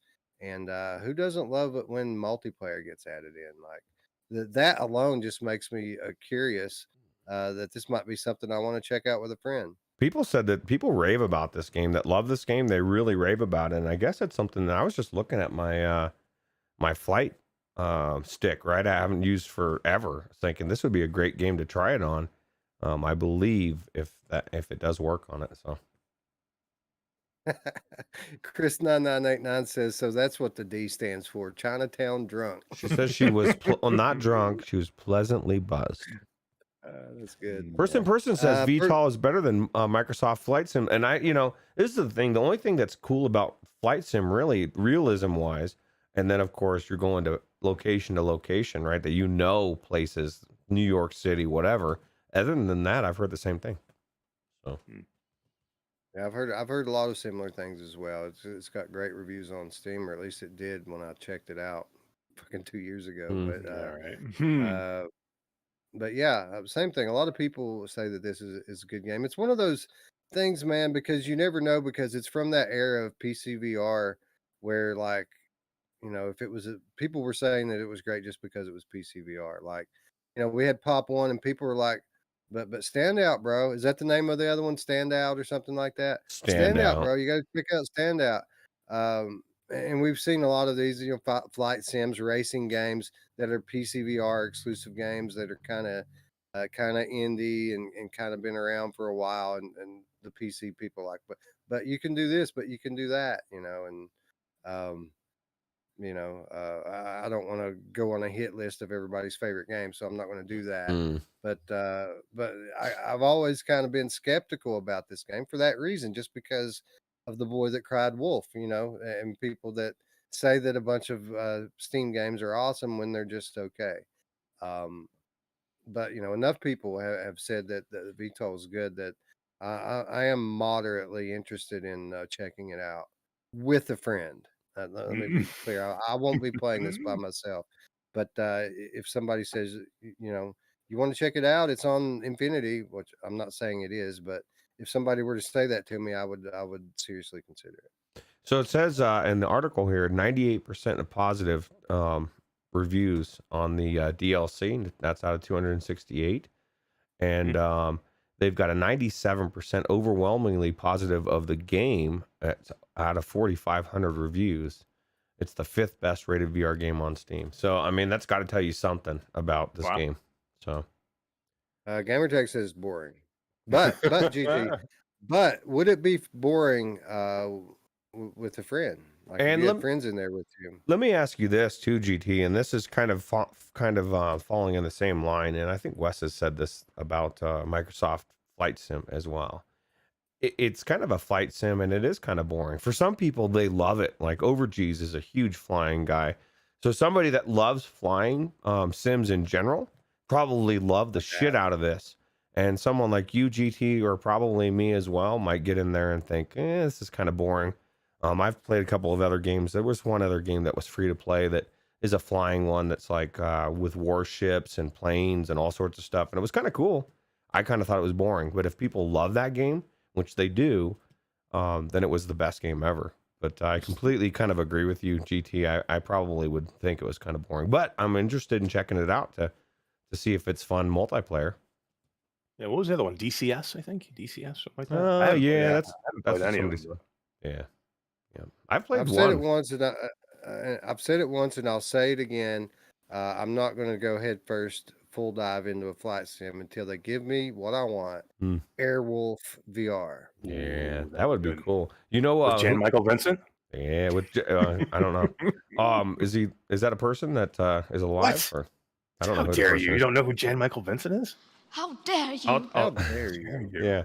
Well, you know, GT says everything's better with friends. You know who else loves doing everything with friends? And I mean everything. And strangers. Friends And strangers. Scion says the only way I'm flying around is if I get in a dogfight. So Scion's basically saying he's not going to play anything like this until we get Michael Vick VR. Oh God, how crazy! I'd play it. How I'd play it. Yeah, how crazy would? Well, I mean, it's not real; it's virtual, so you'd be okay. It's not virtually hurting any dogs. The dogs aren't real. Yeah. Except you know the way they capture like all the sound effects and stuff is by like taking a microphone outside and kicking dogs and stuff. Or they, you know how they have that that high tech camera that makes it like seem really realistic, photorealistic. That's probably not the kind of. Yeah, never mind. I don't want that game. Anyway, photorealism, a feature that is becoming decreasingly important in modern VR games, and we kind of touched on it a little bit earlier. If I could just play everything standalone and cell shaded, that's what I would do, and that's why I'm so excited for this next headline. Skyrim VR looks even better as a comic book, guys. You know, we've kind of lately been putting over the PC VR modding community for all of the miracles that they've been able to bring to the PC VR platform. But I got to say that this is probably their crowning achievement, bringing Skyrim VR Quest version into PC a full year ahead of time before we even see it on Quest. I'm all in, guys. What about you? I can't wait. I think it does. I think it looks pretty cool. You know It what I does mean? look cool. In all seriousness, it looks really cool. Well, this is the thing, and you guys can correct me if I'm wrong. We've all been thinking the same thing when it comes to Skyrim, that we need at least just one more. It's kind of like Tom Brady with the Super Bowl ring. Just one more ring, one more version of Skyrim. I haven't spent enough on this game. Although the thought of it, you know, I mean, they could do this easily on a Quest, right? So this brings it into standalone as this is. So people should be excited from that standpoint, because as the game is now, I don't know they are able to bring that to Quest. Well, let me ask you this. But What dude- if you had the scope? What if you had the size? You get to do everything that you wanted to do in Skyrim, but you just had to have the cell shaded graphics. Would that be okay or no? Well, this is the thing. I think it would look really cool. I think this is going to look really cool in the headset, personally. Looks like the Hobbit, dude. Do you remember the Hobbit, the old Hobbit cartoon? That's what this looks like. It looks like the Hobbit, and I think that I would enjoy just walking around in this world as they're showing it here. And by the way, guys, read the headline. It's even better, guys. It's better. Better. Proven, confirmed. Greg's VR is dashing everybody's hopes that Tom Brady's getting his ass kicked right now. So, I mean, if he loses again, I'm done with the NFL. Is he a football player or something? Oh, yeah. I think he's a football player. This is my thing, as I could care less who wins. But Tom Brady, I think, needs a little bit more love. If I had my wish, he'd get 10. So he could have both hands full. And then he can retire. I don't even like the guy. Yeah. You know who else loves it when they have both hands full? My mom! You know who else wants to have Just watch from the all bathroom. 10's fingers? My mom! I'm not going to sit here and pretend like football doesn't matter when my San Francisco 49ers Ooh, are pretty much everybody's picked to win the Super Bowl now. Like we knock off nice. Green Bay. We go to Green Bay in January when it's like freaking 10 below and end up knocking them off. Now everybody thinks we're going to win the Super Bowl. I hope they're right. Me too. I don't know. I have no idea. Chris Richardson says, "Holy moly, I know what I'm trying tonight." Yeah, dude, read the article. This is from VR Scout. That's cool. This is not an easy to implement thing. Mm. They used like 5 or 6 different mods to achieve this effect. Half of them were Borderlands mods. They weren't even designed for Skyrim. Oh, So wow. it didn't seem like it was the easiest thing to implement, but it does look really cool. Yeah. Oh, cool. Well, Yeah. I think it's cool, and I think that in a perfect world, Wes, that'll be cool if your 49ers win, because I don't care, but that doesn't mean it's not important. My thing is if I find somebody that actually cares about something that I care about, then I'll care about it for you. So I hope the 49ers win too. All the way, bro. GT says, "You know who else is cell shaded and lives in the sky and likes to get rimmed?" My mom! Wow. I did not. Wow, GT. Of all the things I did I not love it. know about her, that was one of them. Who doesn't love? Wait, never mind. That's true. D Millen says, "Go Niners!" Absolutely. Greg's VR says, "Jimmy G, dude, what are they going to do with Jimmy G? Like, I think they already had him marked to let him go in free agency and just move on to Trey Lance. But what if he wins the Super Bowl, man? What if he wins the Super Bowl? Then what do you do? Because he's kind of like a middling quarterback, but he's winning games. And a few years ago, we let go of the guy who was winning games in favor of the next new hot thing, which turned out to be Colin Kaepernick, and we all see how that went. So I think that if we keep winning games, they might want to pay that man. Yeah, absolutely, and that's how it ends up working. Wolf Raza says, "Wow, for 6 years, Potion Master have done all the crafting already." This is the thing, Wolf Raza. You were in a guild, and you were crafting for everybody else. There's a big difference between that and, because I've been there. and crafting in a game for Skyrim where you might have to craft a little bit of stuff. I mean, you're not picking up sticks for 4 hours like Song in the Smoke. You're crafting a few things. I've never really given Skyrim VR the attention it deserves. I played Skyrim on PlayStation. I never played it on PC. I didn't do any of the mods. I haven't seen the potential of this game. Like I enjoyed it on PlayStation VR, but it was limited. It right? needs you need to play it, Wes. We need to add it to our list for the mods. And what I would suggest is take a look at Zim Talks. He's put out videos, but he's been streaming it for a while, and he's been using really cool mods that make it seem really realistic. And that game is amazing with all the mods. There's so many that you can run that makes it cool. GT asked, have we spoken about Shitman?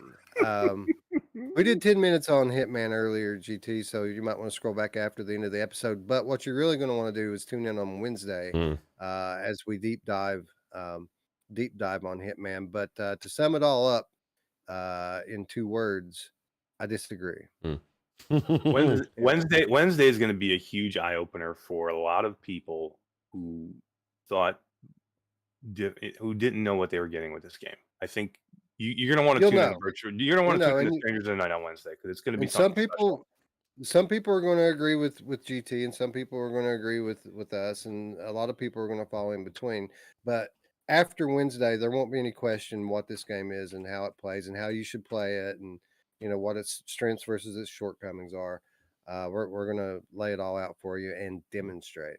Zion just added another mod to the list, the Subnautica VR with the VR enhancement mod. Dude, I tell you, I wish I was playing Subnautica instead of Valheim right now, to be quite honest. But I'm having fun in Valheim. I'm not going to say it's terrible. It's not. I hate a game that makes you pay the price up front to get to the good stuff, and that seems like that's what Valheim's going to be. Yeah. Cool. Anyway, that's going to wrap up headlines. Get into the week's featured stories.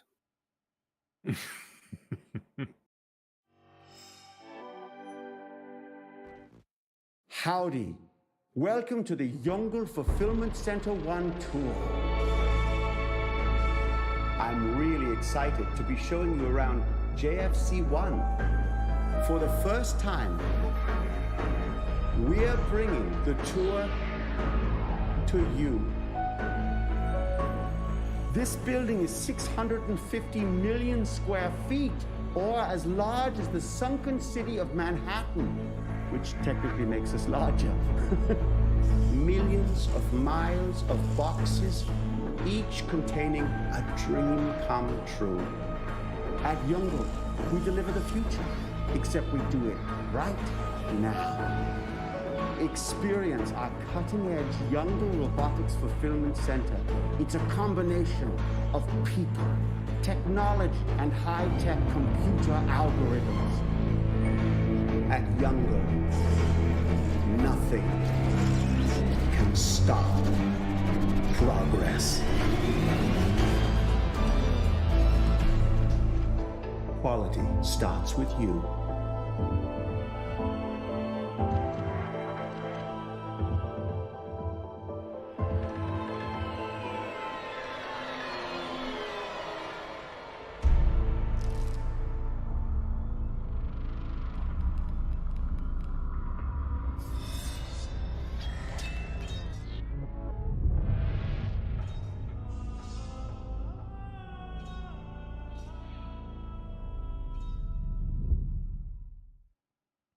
The Last Worker. We first covered The Last Worker when it first appeared during the Venice Film Festival last year. This past week, the developers released a brand new trailer, giving us a better look inside the fictional e-commerce giant that is Jungle.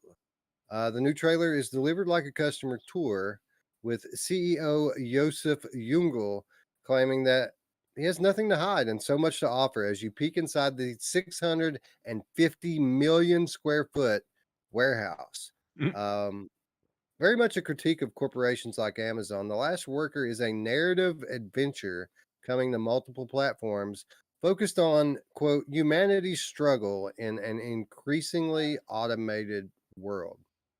Timely subject matter, by the way. The game is set inside the Jungle Fulfillment Center, JFC-1, a huge, sprawling complex the size of Manhattan that's completely automated, apart from one man. As the last worker, you'll have to solve puzzles, defend yourself against rogue robots, and a whole lot more if you wish to make it out of JFC-1 in one piece. The last worker scheduled to arrive at some point this year, supporting MetaQuest 2, Steam VR, Nintendo Switch, PlayStation 5, and Xbox Series X and S. Guys, we talked about this one last year when it came out and was previewed during the Venice Film Festival. This is going to be cool, and it's not that it's going to be like a full-fledged game, I feel, or like kind of the interactive experiences that we all kind of have come to love. I feel like this is going to be a proper melding of the two the two media types, right? We're going to get something in between here. And I didn't put it in the report that I just read, by the way, which was from VR Focus. But I mean, a litany of voice talent here, talented artists building this world, building this narrative, and delivering it fully playable in VR or on flat screen. I think that this title is going to be exceptional if you enjoy story-driven content in VR the way that I do. Yeah, I think it looks really cool, and I mean, everything about it looks cool. The story. Somebody was I guess Scion was asking if you can piss in a bottle in this game, and I was wondering the same thing. I was wondering if they maybe had a suicide net outside of a window, or maybe a bed bug cleaning station like some of the China factories that they talk about. But I don't know, man. It looks cool to me. And I don't know. I look forward to seeing. My thing is, I want a cool story. I want a really cool story that I want to enjoy in general anyway. And then bring in some elements that make me feel like I'm there, but don't make it too difficult in a sense to where I'm going to spend 45 minutes trying to figure out one puzzle. So I think it looks cool. Yeah, I think this is the hybrid we need, right? This is we want a little bit more, and this is what it is. It's a little bit more of not just an experience, but not exactly a game. Yeah. Right, and to be clear, the reason why we love the interactive experiences that we've had so far in VR is because they're so effective at storytelling, right?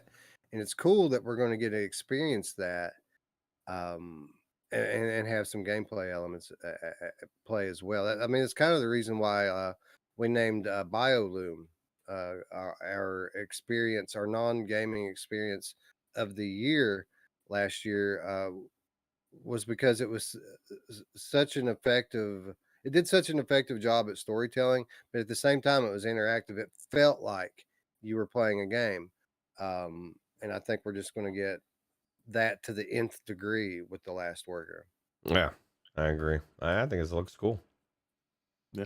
And beyond that, like people who actually got to try this at Venice and played the demo said it was great. So I'm just thinking, I was wondering if maybe they'll have a scene that cuts between when they've shipped it to like the shipping yard and there's a bunch of people that loot it and then just like destroyed all the containers and there's trash everywhere. Then I would feel like I'm in the real world, like I'm really in LA. That'd be cool. So you're saying that you think The Last Worker's in San Francisco? Right?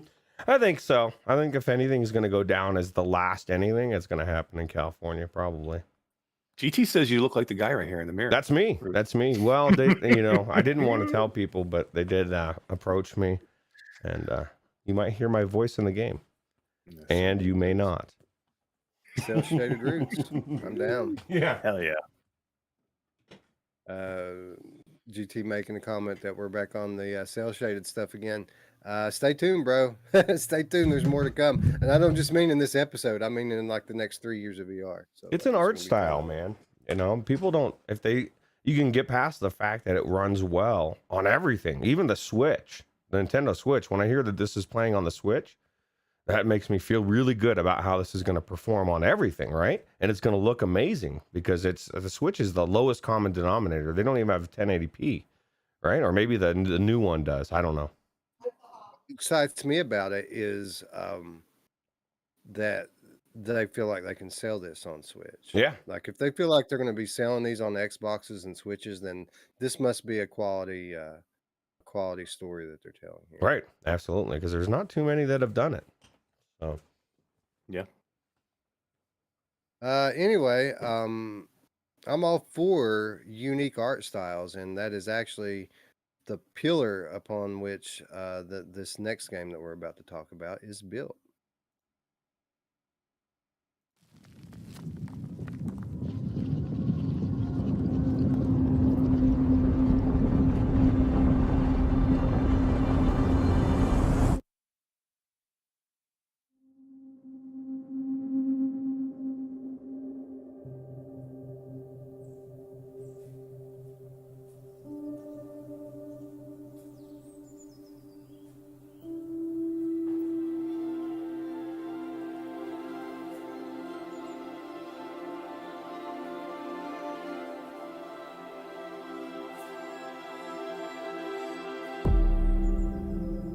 All this time, I thought I was wrong. I won't lie.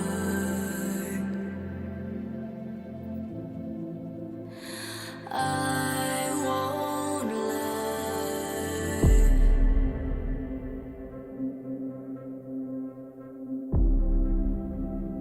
All we had, now is gone. All our fault. We rise and we fall.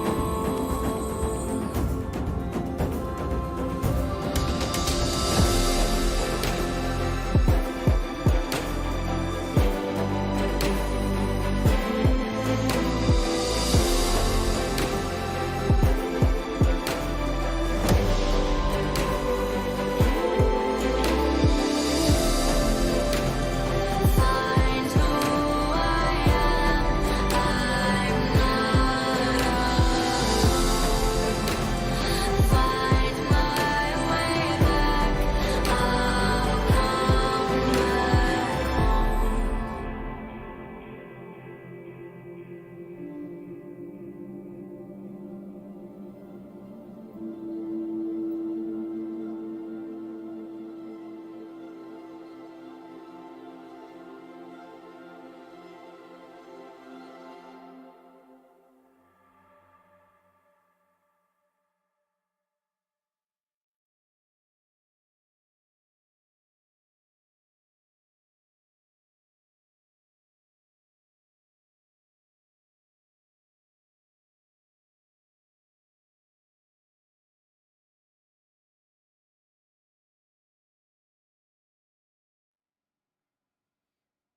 A VR version of multi-platform adventure game Lost Ember is in the works by developer Moon Eye Studios, and release is seemingly coming soon.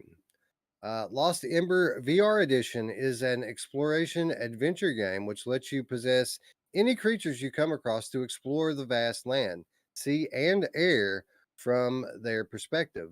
For example, flying through gargantuan canyon valleys as a parrot, or tumble through the grass as a wombat. There's minimal gameplay. This is essentially a walking simulator. Lost Ember is available now in the 2D flat screen format across PC and consoles, but the VR version will reportedly be free for owners who already own the original version on Steam. What time is it, Roots? Quote time. It is quote time. This quote is from the developer Moon Eye Studios via their website. Quote, although we never envisaged the game as a VR experience, so many of you asked. And we've already tested the game on HTC Vive and Oculus Rift, and we can tell you it's awesome. Our main focus is on creating an amazing experience for all platforms. However, VR players will be able to switch to VR mode at any point in the game and dive deeper into our world. We're also looking at PlayStation VR, and we'll let you know more about that in the future. The listing for Lost Ember VR Edition has now surfaced on Steam, and it suggests compatibility with Valve Index, HTC Vive, and Oculus Rift. One more important thing to note here, the game will only support gamepad, no motion controller. So this is a walking sim, flying sim, swimming sim, gamepad only. But the cool thing about it is that you're going to be able to toggle. You're going to be able to play it flat, toggle into VR, put the headset on. You know, you get a little bit sick flying around through the sky, toggle it back to flat, and continue right on. I think this looks cool. A lot of people are going to shit on it because, you know, it's obviously not very action oriented, and it's all gamepad. It's all about your perspective. But I'm all for being taken on a magical journey, right? And this looks like it's going to be just that. It's going to be something to behold from within. So I'm all for it. I'm looking forward to trying this out. Yeah, there's no way. I don't think if anybody's poo-pooing this because it's a gamepad or whatever, everything you just described, I would point to our experience in Journey, like Scion said, like you said while we were watching it, and that's what I felt like as well. It feels like you're playing Journey, and how I would love them to do exactly what they did with Journey or any game like that. This thing, Journey was one of the coolest things that I've ever done in VR in Vorpex, and now I got to actually be in there legitimately, and not you know, in some kind of a second rated, you know, 3D program. I think this is super cool. Yeah, Uh, not everything needs to be a game, right? Yeah. It doesn't have to be a game. Yeah. Well, it's true. I mean, I guess a lot of people want to know exactly what they're getting. And this is the thing, you know, the same person that maybe would say, I want a game, might sit for 3-4 hours watching Netflix. This is going to be better than any show you're going to watch. You know what I mean? It's an experience / game or whatever. It looks like you're controlling the thing, right? So I don't know. Yeah, and it just you know, Chris 9989 says so. It's not really a game, more like an experience. It depends on your definition, man. Everybody has their own standards for what they call a game versus what's not. I will say this: Here They Lie is one of my favorite games in VR, and it's a walking sim. Right. It's basically you just walking through it and beholding a bunch of crazy shit. And I think this is going to be like that. It's going to be you moving through this world. I think you're going to have some sort of freedom. I don't think it's going to be completely linear, but I think the things that you see are going to make your experience worthwhile. And I think putting that in VR is just going to, it's going to take a game that was already cool and well liked on flat and make it a special experience. What's the So, game cost? Do you I know? don't know, honestly. That's a I good have question. not checked. I 'Cause, did have the Steam page up earlier, but I didn't Yeah. look at it. Because that's what Onakazi's saying. It depends on the cost, right? Give me just a second here. You know what we say all the time, and I say it, and I love it. You give me perspective changes in VR, and it blows me away. You know what I mean? Like I was just playing like 2076 the other day, yesterday, and the perspective changes in that game are amazing. Can you imagine the perspective changes in this game as you go from an eagle or a parrot or to a wolf to a rabbit to a fish? I mean, come on, that's gonna be amazing. Right, and it's out now. You can play this today, right now. Well, I recommend when the show's over. Or is that the patch out now? I know the game's out. So No, the flat version's out now. It's $30 on Steam. There also is a landing page on Steam now for the VR edition, which I guess people have known about the VR edition coming for a while now. But now it has a Steam page, so the implication is that it's not going to be very much longer before this one drops. right. So and that's a separate thing. So if you own this before, you're going to get the VR one version free. Is that how it works? That's what it was said. People who own the flat version is going to be able to play it in VR, and the developer we just quoted said that you're going to be able to toggle. So that tells me VR mode. So everybody's going to be able to to experience this in VR. So I would recommend, because I guarantee there, well, I can't guarantee it, but there's probably keys out there from those other sites that some people love, some people hate. You could probably get it cheaper now, but they're going to disappear quick as soon as it gets closer, right? So Like No Man's Sky, I bought 2 copies of No Man's Sky for $5 a piece, hard physical copies of it, and not anymore. Not anymore. Yep. No. Yep. Anyway, I think that Lost Ember looks cool. I love it when these flat developers, instead of making a new flat game, decide to just double down on the game that they've already put out and bring it into VR. Because let's be honest, like, it's not that they're going to make a ton of money from this. They're doing it because it's cool, and and developers who have made enough money to follow, their dream and do what they want to do. Developers want to put their shit in VR, guys. That's kind of the moral of the story here. Like, everybody wants to experience their creations from the inside, and this is just the latest example of that. Yeah, absolutely.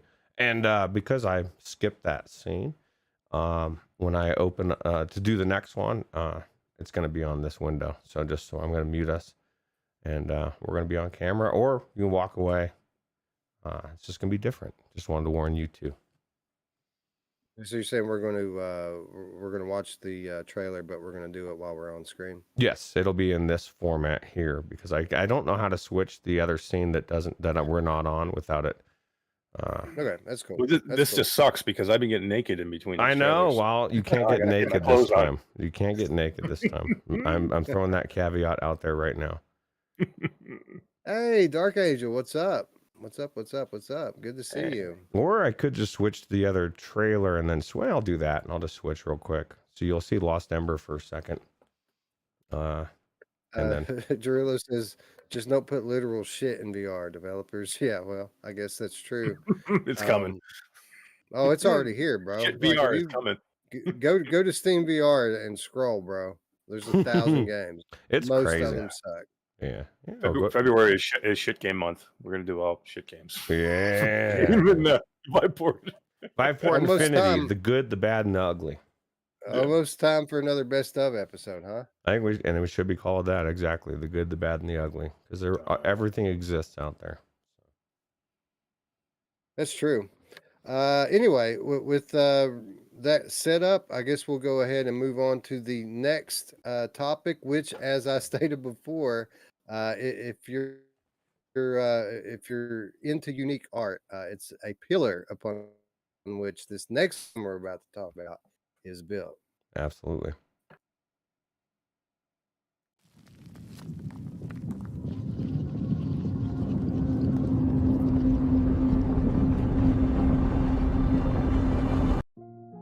Hi. There you are. My name is Webby. I'm responsible for this system. Your only job is to not ruin everything.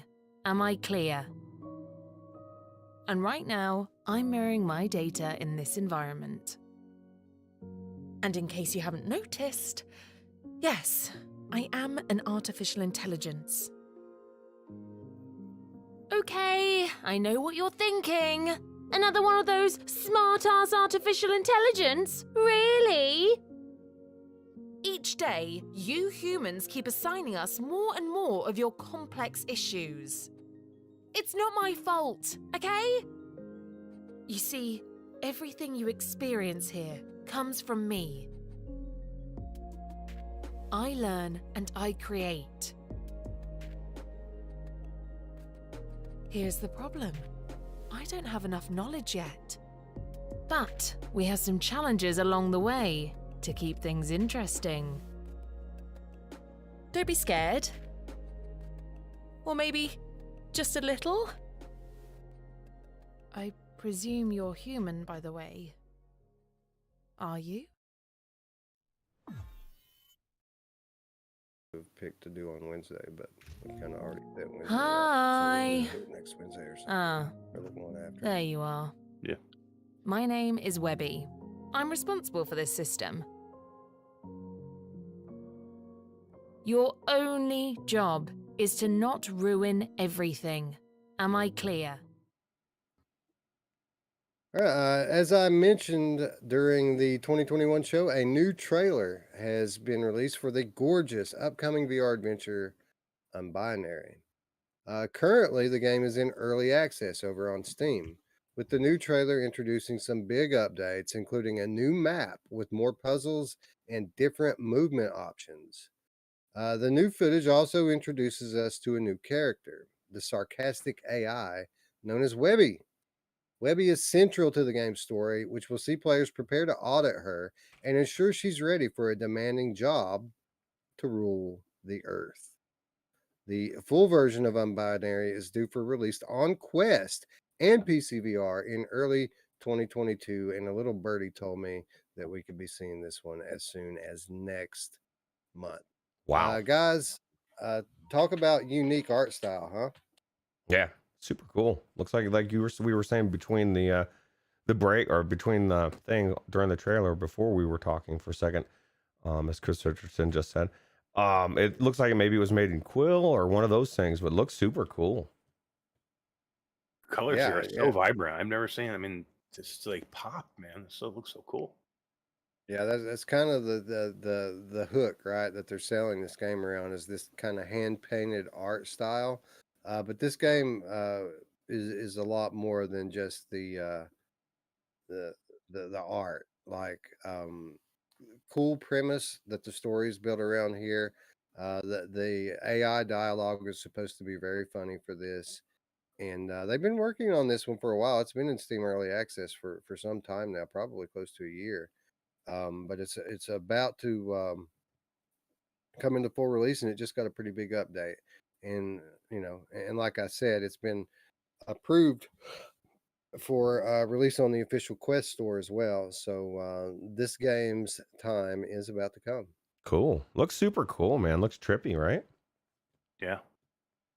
Yeah, absolutely. It looks unique, and that's kind of what we're going for these days. Like we're at the point now where when we're talking about playing these indie games, we don't want to play all of them anymore. So we look for ones that are unique, and I think this one at least looks like it's going to fit the bill. Yeah. Agreed. Anyway, we were lucky enough to be granted review access to this by the developer. So a lot more to come on Unbinary in the very near future. Looking forward to jumping in and checking this one out. Yeah, really cool. Yeah. And with that said, let's move on to our final featured story of the week. This one from Road to VR.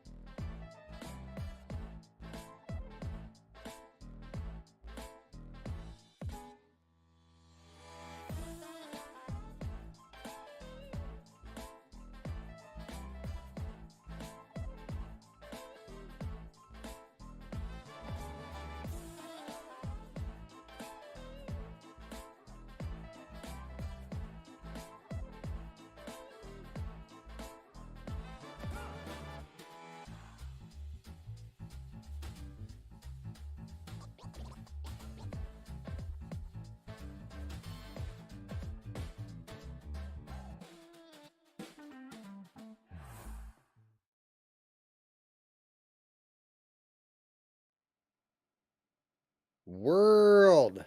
I guess that's how it's pronounced. Wooorld is a third-party Quest app that is looking to offer up much of the magic that Google Earth VR, while also making it a multiplayer experience. Wooorld isn't being developed by Google. However, it appears to be making good use of the Google Maps APIs, giving it access to all of the 2D and 3D data that you'd find on Google Earth VR. One of the biggest differences is that Wooorld offers up a more limited rendering of Earth 3D data, which was undoubtedly done to lighten the load on Quest's more modest mobile chipset. While that is slightly disappointing from an immersion standpoint, It's offering up the whole experience in multiplayer, which includes voice chat, customizable avatars, and even, as you can see here, mixed reality pass through. It also has access to Google Street View photospheres, which looks like a cool way of checking out the planet with a friend. World is aiming to support Quest first. However, it's also looking to eventually come to PC VR, mobile AR, and AR headsets such as HoloLens 2. It's not clear when World is coming to Quest, but the team has signups for beta testing open now if you're interested in checking out the early version. Guys, we've I mean, there was a period there when people were coming into VR asking what should we check out first, and we were saying Google Earth. You should check out Google Earth. It's amazing. But we've always kind of lamented the fact that you couldn't go in there with a friend and kind of travel the world together. Well, now you can through this new app that is developed for obviously the most social of VR platforms, the Oculus Quest. And I think this looks cool, and I look forward to checking it out. Yeah, does look cool. I love Google Earth and VR, and it's one of those things. Somebody came in the chat one time and was saying that was the game they recommended. That was their game of all time, and everybody we're giving them a hard time. Just from nostalgia, going back to your own neighborhood when you were a kid and looking at the house from the front of it in a Google Earth picture, which kind of makes me wonder. I'm assuming they're accessing the same pictures that Google Earth have, right? Because nobody has the map, the planet mapped like they do to be able to go everywhere, right? So they have to have some kind of agreement with Google to do this, or how does this work? I wonder. I guess that the Google APIs are something that you can lease. Would be my guess, but I don't know. I think it's cool, man. I did a lot of the pandemic, a lot of the lockdowns. I would go to New York, or I tried to go to Wuhan, China. There's they won't let you. Just to let you know, don't try. It's not going to happen. But you go to places that I feel like maybe now with the world getting weird, maybe I'll never go to New York. I don't know. But being able to walk down the street, now you're telling me I can do it with a friend, yo? Sounds good. Come on, bro. Yeah. Dark Angel says it's like Google Earth and Wander had a baby and had a pass through. Have you tried Wander, Eric? I haven't tried. I mean, I did Google Earth a little bit. But I didn't really try the other ones. I want realistic, man. If I'm going to travel somewhere, I want to go to an actual location. You know what I mean? Like this. I've heard that Wander is like that though, right, Wes? Is it like Google Earth? I don't know. I haven't tried one. That's why I was asking you. I heard you get like street views. Is it just like you would get for Google or whatever? You can get overhead views like that. I don't know. I heard it was limited. Is what I heard. I heard it was cool but limited, and that Google Earth's way better. Anytime, I just wanted to play this. You know what I mean? Like, not this game, but Google Earth. When I went into Wanderer. Yeah. Google Earth's cool because it's like a proper Superman simulator. You can go flying over the landscape of like real locations, right? Like anywhere that you want to go, almost. Especially in the United States, even Russia and different countries. That was one of the things that blew me away with Google Earth is you can go to any country across the earth and then go like on the countryside, and it looks just like here because it is just like here. It's you know what I mean? It's outside. It's the mountains or wherever it is. We're the ones that are different and make it different and weird, right? Not the geography. Mm-hmm. I went to the pyramids at Giza. I went to this place in Japan and started playing with the street view, right? Where you can actually go down on street level and walk down the streets. And they have like certain areas like shops and restaurants and things that you can literally go inside of. Now, when you get inside, the pictures aren't 3D, but they are 360. And it was pretty cool, man. I went to this metropolitan area in Japan and walked into like this, I guess it was a sushi bar or something. I don't know. It looked like a restaurant, but it was set up like a bar. Super cool looking. I could spend all day in Google Earth, and now you're telling me that I have to give up a little bit of fidelity, but in exchange for that, I get to bring a friend. Sign me up, bro. I'm down. Absolutely. D. Millen says, I really like Wander better than Google Earth. There, I said it. And you guys, this is what I was thinking about D. Millen's feeling. This man legitimately thinks that he is better than us. And D Millen, you may be actually, and you're, I maybe I need to give Wanderer a more of a chance and go back in. All right. So people in the chat are saying that what Wanderer is just the Street View, like that. It doesn't have like the overarching scope that Google has, but it uses the Google Street View data, and it's basically a VR interface for just that part of Google Earth. Cool. Well, you can do it together, I guess, apparently. So Chris Richardson, yeah, he says Wander allows people to go places together. The best time feature that lets you alter what year you're seeing. Yeah, that is cool now that That's the cool. corporate overlords have been monitoring the Earth for decades at this point, and so you can kind of switch back and forth between time periods and see the changes that have come along. Although obviously the further back in time you go, the less resolution the pictures have, and so on. Not for long with AI, man. I guarantee 5 years they're going to be able to make it anytime. 50 years ago, when the day you were born, you go back to your house and see what it looked like. It's crazy. Nice. You heard it here. And if it doesn't happen within the next 5 years, then there's not much I can say except for I was wrong. So, Whoops. oops. Yeah. 5 years, bro. I'm that's sorry. That's a long time. That's like 10 VR years or Yeah. 15. Yeah. That's true. I missed. Did you say it Anyway. was just 2 people here? Just 2 people? Did you say that? I don't think it specified actually. I'm not sure how many people. It'd be cool if you could do more though, right? Yeah. Just seems like all the pictures are showing 2 people, so I wasn't sure. I mean, two's cool enough, but I mean, if Oh, yeah. there's more, that would be. Listen that to would be great. Eric. He Yeah. thinks. I think I want Eric thinks more. he's better than me. You think you're better than me? I want 10 people. I want to go in there with Ruuts and Wes and my wife That's and true. Michelle Dillon and Dee, and I'm gonna go in there with 100 people. Yeah, that'd be cool. Who gets Who to else wants control the go in map? with 100 people? That's the question. Can everybody spin it around? That'd be crazy. Yeah, that'd be chaos if you take Oh, the yeah. wrong people in. Anyway, that's going to wrap up our featured stories for the week and bring us into the week's reminders. And how's this for a reminder, guys? We're about to give away an awesome game. Yeah, Oh, we yeah. are. Oprah's excited. Oh, there she is, my girl. Malia, my Oprah, my girl, shooting to kill. People who don't know what you're talking about is going, what an asshole right now. If people don't know what I'm talking about, who's the asshole now? Yeah, you should be getting into After the Fall. Damn it. Oh, What's yeah. wrong with you? If you're not playing After the Fall, what is wrong with you? I question your soul. Oh wait, I question my own soul. I haven't been in there since we beat that boss, Wes. That was the last time I walked into that world. How dare Been in a you? few times since then. It's still good fun, Roots. I think it's I fun, know but my thing is I got so many other things to play. I don't feel I want it to be fresh. I want to feel the draw again once they release new content. I'll tell you what, man. You take as long a break as you need, but I will assure you this: the first time you get back in there and you fail at trying You'll to be beat a pissed. level, you're going to be hooked all over again. Be like, This is "Oh, we're my not going this is out." my thing. This is what I was thinking about because I was wondering. I was thinking about what is bothering me about playing the game, or why am I not playing as much? And it's 100% the way we have to beat the game.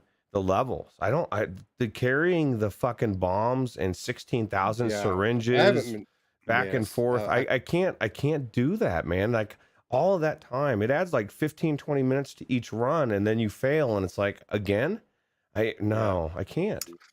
I agree with that wholeheartedly, and I'll say this: we have scaled that strategy back Yeah. immensely because I'm not picking up sticks in VR anymore, dude. I'm done with that. So I've kind of when I went in with people, I've kind of limited it to like, if I can't, I'll make one extra trip, right? I'll carry 4 extra items, but beyond that, I'm done. I'm not doing it.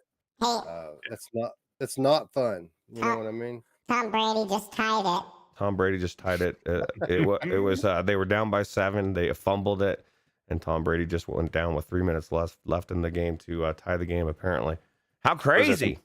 Was that some kind of game or something? Yeah, apparently it's an important playoff game, but That's a Called thing. football, or Oh, as our friend GT calls it, American. American football. American football.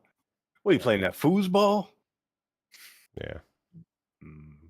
Chris Water boy. Richardson, I need to have someone walk me through how the grip and inventory work in after the fall. I got annoyed in the first room. What? Inventory works like Half-Life Alex. You just grab things and stick them in in your wrist. I'm confused, Chris. I saw at least in the early beginning, your sister was in there a lot, so she hasn't like showed you the ropes or what's going on here.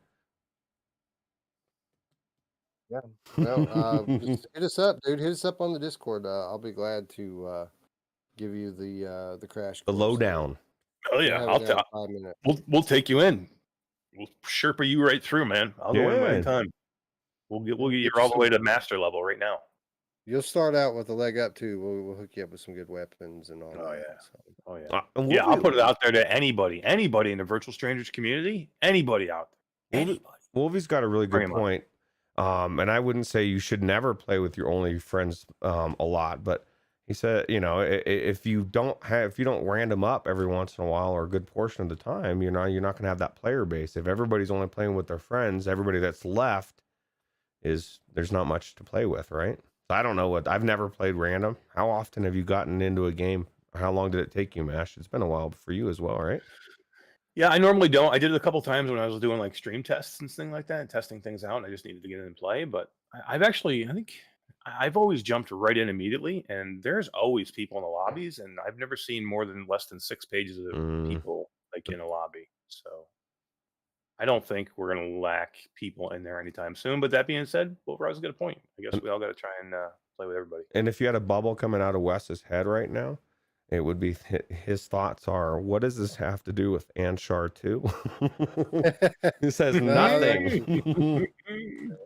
I was actually immersed in the chat for a moment there, but let's talk about Anshar 2, man. A pretty big response to our giveaway, which is shorter than our typical giveaway period. I mean, we've had this thing up for 4 days. Typically we're up for 2 weeks and we get 8 to 10 people entering, sometimes 12.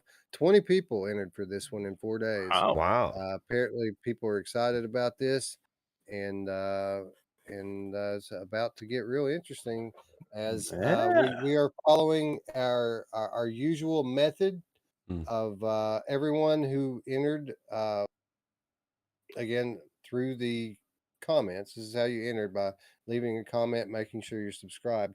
Everyone has been assigned a number that entered, and we are going to take to the random.org crew random number generator to decide who is taking the prize. So that said, bear with me just a moment and we will find out.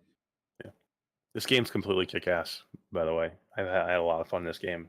And Well, I haven't done the multiplayer yet. I want to do that. This is how many copies? Just one, right? Just one, yeah. Yeah, it's on quest. Courtesy of our friends at Ozway Games, by the way. Thanks again to Ozway Games, not only for providing us with review access, but also providing us with a copy to give away. What was the cost on this? $20 it turned out to be. 19. Remember we had that discussion. Yeah. Oh, yeah. $19.99. We were saying 25. It was worth a $25 game. Man, that's $19.99. That's awesome. right. That's right. What are the chances that somebody in the audio version on Spotify or wherever they listen to it listened this morning when I posted it and then commented before? We did get a couple of comments today, so it's a possibility. Hell yeah. With that said, yeah, $20 for this game, which is a great price for it. But I think Fanatical was even running a special on it where you could get it for like $15 or something with a coupon. Really? Which is great. Yeah. Okay. Well, then I'll put it out right there. I'm gonna post this one next week. You'll have access to it like 4 or 5 days, just like everybody else did. But if you're listening to this on the podcast version, comment from here, and we'll You get another chance. I'll pay for it, and you get a chance to play this game. Nice. Hey, bro, that's- Because I was nice. thinking about that today. I was like, man, this thing's ending today, and I'm just posting it today, so that kind of screws all the audio people. And I wanted to let you guys know that we appreciate you. What do you want to do? Like a Hell yeah. 2-week period on it, or 1 week? Or Yeah, what do you wanna do? we can go 2 weeks. Give them more time to listen to this, and that'll be about 80 to 100 people that get a chance to listen. Nice. Right. All right. So, Hell yeah. so for the record, those of you who would like a second chance at winning Anshar 2 Hyperdrive for That's right. Oculus Quest, all you have to do is 2 things. Leave a comment on this YouTube video. That goes for you audio people as well. Go to Mhm. YouTube, go to Virtual Strangers, comment on this episode, Virtual Strangers 135, hashtag giveaway. And beyond that, make sure that you click the subscribe button. You know what? Screw that. You don't have to subscribe, because this is for the audio people anyway, right? They subscribed on their own platform. So you don't even have to subscribe if you don't want to. I appreciate it if you would. If you have a YouTube account, please subscribe. But that's not even a prerequisite anymore. All you gotta do is leave a comment, hashtag giveaway, and you will be entered to win a copy of this in 2 weeks Yep. on Virtual Strangers 137, which should be Absolutely. interesting. Anyway, random.org, true random number generator. We have given it the parameters 1 through 20. Let's see who the winner is going to be. I'm gonna go ban this guy from Russian that says keeps wanting us to go to VOR. Something VOR. What is Mhm. that? I've timed Who him do out you- twice already. Do you think anybody's ever clicked on these stupid fucking links? They put these even when I stream, like multiple bot accounts come on posting this shit. hmm And I always report them, always remove them and ban them. But there's always like freaking 5 more popping up. And who could possibly be clicking on Mm. this stuff that makes it worth the while of these people to do this? I don't know. It's kind of like me when I get the phone call that says, "Do you have a extended warranty for your car insurance?" Even if I owned a car, because I don't, because I have a work car that they supply. Why? You know what I mean? Like, what's the point? Like, I would never get the insurance, even because you bug the fuck out of me. You're trying to scam me, bro. Stop. That's all I gotta say. Anyway, the winner is number 2, Cheeky beaky. Quentin Cruz. Quentin Cruz. Congratulations, Hey. Quentin Cruz, on winning this copy of Anshar Wars 2 Hyperdrive. To claim your prize, all you need to do is click on the little Discord invitation in the description down below. Hit me up on Discord. I'm Lethal Weasel VR, and we will get you your prize. Or you can email me at virtualstrangersvr@gmail.com. You'll find that in the About section of our YouTube page there. And yes, we will have to confirm your identity no matter what method you use to claim your prize. So I'll give you like a keyword or something for you to comment on YouTube, and upon doing that, we will give you your key. And what'll be easy for me on my copy in 2 weeks, you'll have to be my friend for me to give you a copy for, like, I don't know. You can unfriend me if you want as soon as you get the game. But that's a good way to verify as well, right? You have to, or do you have That's to the be best friends? way. Well, I guess you That's have the to. best way, because you get a bonus prize. Not only do you get a great new game, but you get a new friend. Oh, Absolutely. absolutely. And we play Anshar 2 But no. together. I don't know if that'll But happen. to answer your question, no, you don't have to be a friend. You just have to have their Oculus email address. That's true. That's true. But who doesn't want to be Ruuts' friend? Yeah, Come that's on. true. I'm sure there's a couple people out there. What? I'm not under any No. deception. Nah. I can't bet. Nah, You know, bro. not everybody's Nah. for me. Some people are against me. No. It's blasphemy. They're all dead. They're all dead to me. Yeah. Whoever they are. Yeah. Anyway, let's move on to the next set of reminders, and that is what's coming this week. And dudes, lots is coming this week. Anshi, what was that called? Anshai, what's it called, Eric? Who? What? The Anshai, the rhythm game that's coming out. Oh yeah, Avicii and Vector. Invector, Avicii yeah. and Vector.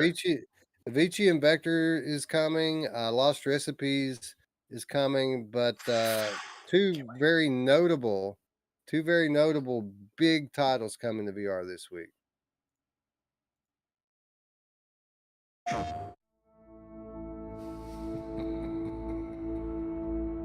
Time is a complicated business, isn't it, Asher? And you've managed to bend, if not nearly break it. Quite the mess you've made. Tell me, do you think this world you've helped shape is a worthwhile payoff for your escapades? Don't be too hard on yourself.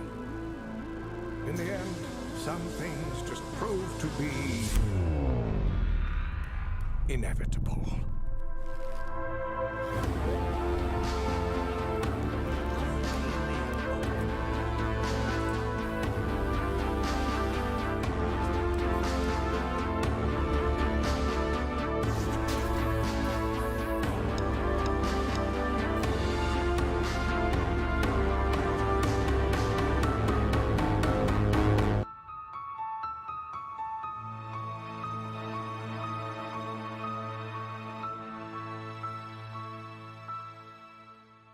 Careful now, kid.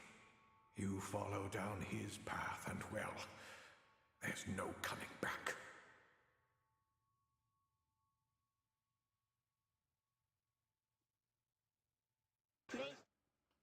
So here we have it, a Wanderer from In Theory and Odd Boy coming on January the 28th, 5 days from now, releasing on PlayStation VR as well as PC VR. Guys, this one's been a long time coming, and I am super pumped to be checking out Wanderer this week. It looks cool, man. It looks like what we've talked about, Back to the Future, in a sense of just like a lot of time travel, right? And that's the coolest thing to me about VR. I know you're like me, Wes. One of my favorite movies of all time was the Back to the Future series because of that. And I just think this looks super cool. Onakazi asked, have the devs said roughly how long Wanderer is? I don't know. Actually, our friend GT did an interview with the developers this past week, and I haven't finished it yet, so I'm not sure if that was mentioned in there or not. But I don't know. Yeah, I would think it's got to be several hours, right? 5-6 hours, maybe at least. I don't know. Of course, that's me just speculating. But yeah, I'm not going to speculate because you know the vicious cycle, speculation to expectation to disappointment. So we'll just take it as it comes. Yeah, you know, also likes to take it as it comes. Oh, yeah. Yeah. Woo! Nice. The visuals look stunning in this game, though, man. It's just looking at it, I'm like, holy crap, that's a PlayStation VR 1 game? That looks freaking beautiful. Wolf Raza says, you know, he's surprised that the Z-Race has a cockpit now. It's had it for a while. Quite a while. Right? Yeah, in kind of an experimental form. It has been on, they've been working on that for a while now. Yeah, you know, one of the interesting things about Wanderer to me, you know, a lot of times people speculate about Sony's designs on PC and how soon they're going to release their first party titles into PC. I think it's very telling that here we have a game, Wanderer, that largely was developed with Sony money. This is a Sony game, even though it's not a Sony first party studio. This is Sony dollars that basically went into making this game what it is. Not a PSVR exclusive. Not a PSVR exclusive, releasing on Steam on day one along with the PlayStation version. I think that that's interesting to say the least. Yeah, absolutely. Anyway, that's not all that's coming this week. Not by a long shot. Look at this place. An entire world untouched by the fracture.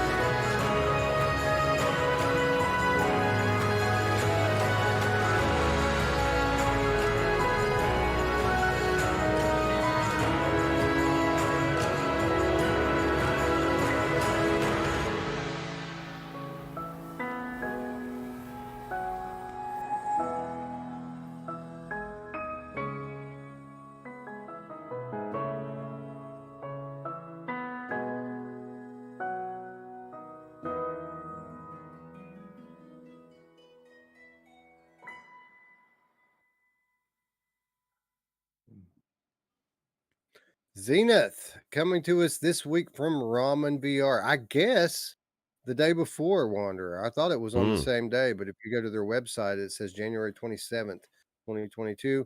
PSVR, PCVR, Oculus Quest 1 and 2, all supported in this game. And we've learned a lot about this game in recent weeks. Very, very deep gameplay loop as far as the different character classes, ways to level up, things that you can level up, things to do, vast map, a lot of enemies. A lot of people, Ruuts, are claiming that this is the one, that this is going to be your Warcraft in VR. What do you think? I hope so. My thing is it looks really cool. It looks like the movement, they got that down, maybe like Population 1, right? We were kind of worried about Fortnite, and then we got in there and we're like, man, this is amazing. The way the movement made the game. This game looks open world, looks sprawling. But like I was telling you guys in between the thing, man, it's for me an MMORPG is what is the end game content? That's where the game starts, or at least at max level. You get to a certain level, unlocks the raids, the parties. You get to a certain gear level with items. You can go into those new levels or dungeons. You can gear up, get higher and higher gear, and then get into the bosses. I want mechanics. That's my thing. If I go into these bosses and it's lame ass. That's what makes World of Warcraft one of the best MMORPGs out there. At least the old school stuff was the mechanics of the boss fights and the shit that was on the ground that you can't stand on and the healing and just all the aspects. I have I'm holding this up high expectation because of my past in MMOs, and we'll see if it. I mean, at least I can heal and fly. That's true.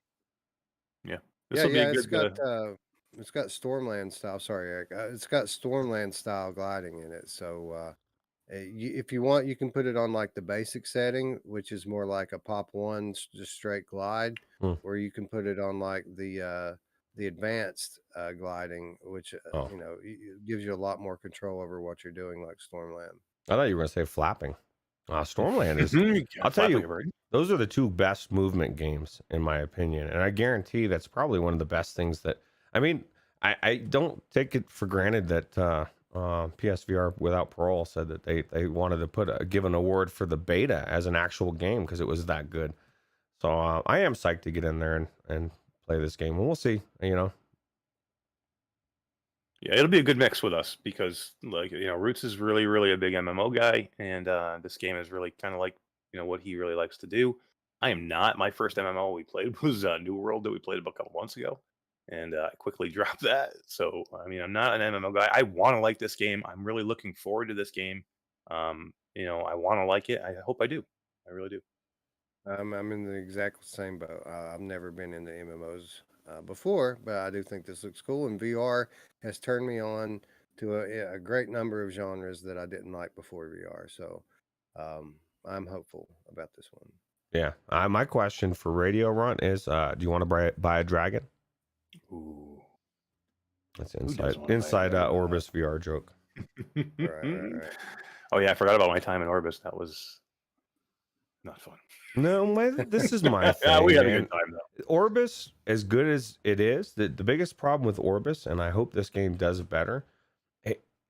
This is what I hear all the time, and I heard all the time in Orbis. It has a great community, and this is one of the strengths. You have to go ask people. You walk in there, you don't know what the fuck you're doing. There's no direction, and so yeah, there's a lot of people that will say, "Hey, yeah, let me show you where to go," and they'll lead you to it and whatever. But some people, they kind of want to just do it on their own and turn off the mic and never talk to a damn person in their life. And if you go into Orbis like that, you're not going to know what's going on because there is very little direction on. At least give me a map that's with an icon that directs me to where I need to go on quests or whatever. You know what I mean? So.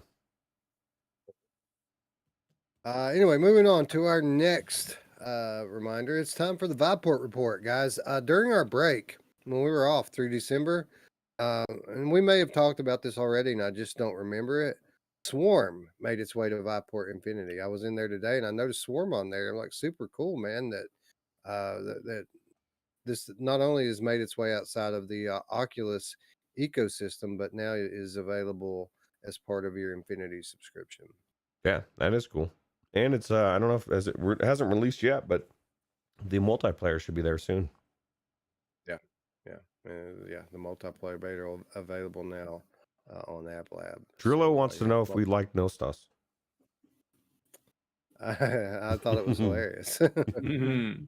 Nostos had a lot of potential, man. If it weren't for the actual technical jank, that game would have been awesome. Yeah, it was like a very hopeful disappointment, but now we're going to Zenith and everybody's raving about it. So Yeah. Also, on Viveport, there's a vastly updated build of Samurai Slaughterhouse that's now available. Now, this game is getting more and more attention as the development cycle goes on. This game upcoming to all major VR platforms, including PlayStation VR 2. This game looks cool, and I keep seeing the developer talk about these new features that he's been implementing to the next build, and finally, the Viveport edition just saw a pretty big update with a lot of new features, and which was good because the build that was on there before was a super early build. Now this one's a little bit more in line with what players are expecting from this game. some people said that who was it that said in one of our chats that this game was one of their favorite games of the year or something. I can't remember who it I was. remember that. I don't Yeah. remember who it was. I do remember that. Yeah. So that's cool. I actually need to get and check it out for sure. And Wolfie it says looks there's a cool. LSD sim as well we could check out. Oh, nice. Who doesn't want to do that? Nice. Yeah. Is it one of these games that you get in and you start losing track of time, and then Lose your job. by the time you're 8 to 10 hours in, you start to wonder if your brain's permanently fucked up, if you're ever really going to come back, or maybe this is just the new normal now. Maybe this is just how life is going to be from now on. Yeah, psychedelics make you question everything. Yeah. Yeah. I hear. Yeah. Mhm. Go ahead. Yeah. Anyway, significant updates this week to Phasmophobia and Into the Radius as well on Viveport. So lots of cool stuff on Viveport this week. Phasmophobia getting like new items. There's 6 different items now that you can find randomly in the levels, and they have a significant impact on the experience that you're having. That's crazy. Both of those are good games, right? Yeah, absolutely. Into the Radius 2.0. Definitely the time to check it out now. Viveport Infinity. Yeah, they Into the Radius got graphical updates this week, as well as new story content, which was cool because it's user generated stuff. Like the users have kind of put forward these fan fiction journals, and the best ones that really fit, you can find them now in the game. They're hiding them. Beyond that, there's a handful of quality of life updates as well for Into the Nice. Radius. Cool. Anyway, moving on. Wishlist/review. This is the part of the show where we do our part. Take just a minute, 60 seconds of our time to support the developers who have supported us all these years with awesome VR games. We don't, not everybody can buy every game. We can't donate to people's Patreons. We can't buy early access stuff. But there are things that we can do to support these developers that really do make a difference. And those things are wishlist the games, review the games. Obviously, reviewing a game can have a big impact, especially for the smaller indie developers. But wishlisting is pretty big deal as well. And I think, in the interest of time, as this episode has gone on for a while, I think the wishlist route is the route I'm going to go again this week. And I ask all of you to please join us in real time and wishlist the game, or leave a quick 3-sentence review of a game that you've already played and really enjoy. But I'm going what's it called? Hold on. Lost Ember. I'm going Lost Ember VR this week on my Steam wish list. Nice. And yeah, and kudos to those guys. Hopefully we see their launch pretty soon. What about Last Worker? Yeah, that one's a good one. Yeah, that's a good I'm one. not sure that one has a page yet, but if it does, I'm certainly looking forward to it. I'm gonna have to do a review next week. Like I've done 2 wish lists in a row now. Mm-hmm. I get to review something next week. Yeah, it makes a difference. You know, if people see that, 15 people review something versus 45 people, they're gonna trust it more, right? Yeah, yeah. A lot of people make their purchasing decisions solely based on what the reviews say, and which is unfortunate, especially on Steam, because review bombing is a real thing on Steam, Mm-hmm. and we've seen it time and time again. Like a handful of people, influencers, if you will get out there and give a bad review, maybe a game that doesn't deserve a completely terrible review, but then legions of their followers, without even having played the game, will go on and leave negative reviews for something that really isn't all that bad. That's So the danger, right? It's the way people are these days. They can run with it and never even check it out. with great power comes great responsibility, guys. Hell yeah. Yeah, Uncle Ben. Oh yeah. There's a Damn good it! side of it too, Now though. I'm pissed. Yeah, but there's a good side of it too. I mean, look at Roots would have never even bought Crashland if it wasn't for all the positive reviews That's that he it. saw on the Quest store. He would have never even picked it up. Yeah, yeah. And one of And his it was favorite games now. it was just so good. I well. couldn't believe it. I read it and I was like, my God, why have I not tried this? Yeah. But I'm always skeptical. And then when I went in, I was like, whoa, wow. Another example for flat games, and I don't even like this type of game, but was Hades. People were like, man, they were raving about it. I started to play it, and then like the first 15, 20 minutes, I thought, okay, it's okay. And then I've put like 40 hours into that game because it's just so good. Flat. Anyway. A lot of people, Hades was up for a lot of awards last year, so it must have been really good. I'd like to Yeah, it get was a good. proper Vorpex profile for it, because I love these isometric games in 3D, the kind of tilted world from the bird's eye. I like that view in 3D. It They looks don't really have a cool. proper one, right? I know we have a copy. There might be. Mash has he owns Steam. Yeah. So. Or if they're not, there might be a Helix Vision one. Or that because- other thing that PD's been using. Yeah, he's been using Reshade, which is another thing that's been out since the dawn of time, but it's a little bit more advanced. So he's leveled up his modding ability, so he's able to use stuff like Reshade and stuff now. So That's awesome. I think you would love Hades. The gameplay is it's fun. The story, the acting, everything is top notch about that game. it looks If I cool. If I could play that in Watch you- VR, like what was that other game, Gauntlet, that would be perfect. dude, if it doesn't have first person and motion control support with ring scale, you can shove it up your ass. I don't even know how Can you play would it standing? I don't even know how you play that game with out of third person. It's just the way that game is made. If I can't play it standing and make my feet physically With my hurt hands? like the Yeah. Oh, just kidding, guys. Just kidding. Anyway, moving on to our last reminder this week and every week, and that is how you can do your part to help support us, your favorite VR channel. We need to grow, guys. We're this big now, and we need to get this big before VR really takes off, and there's not much time left. So what can you do? Well, you can subscribe.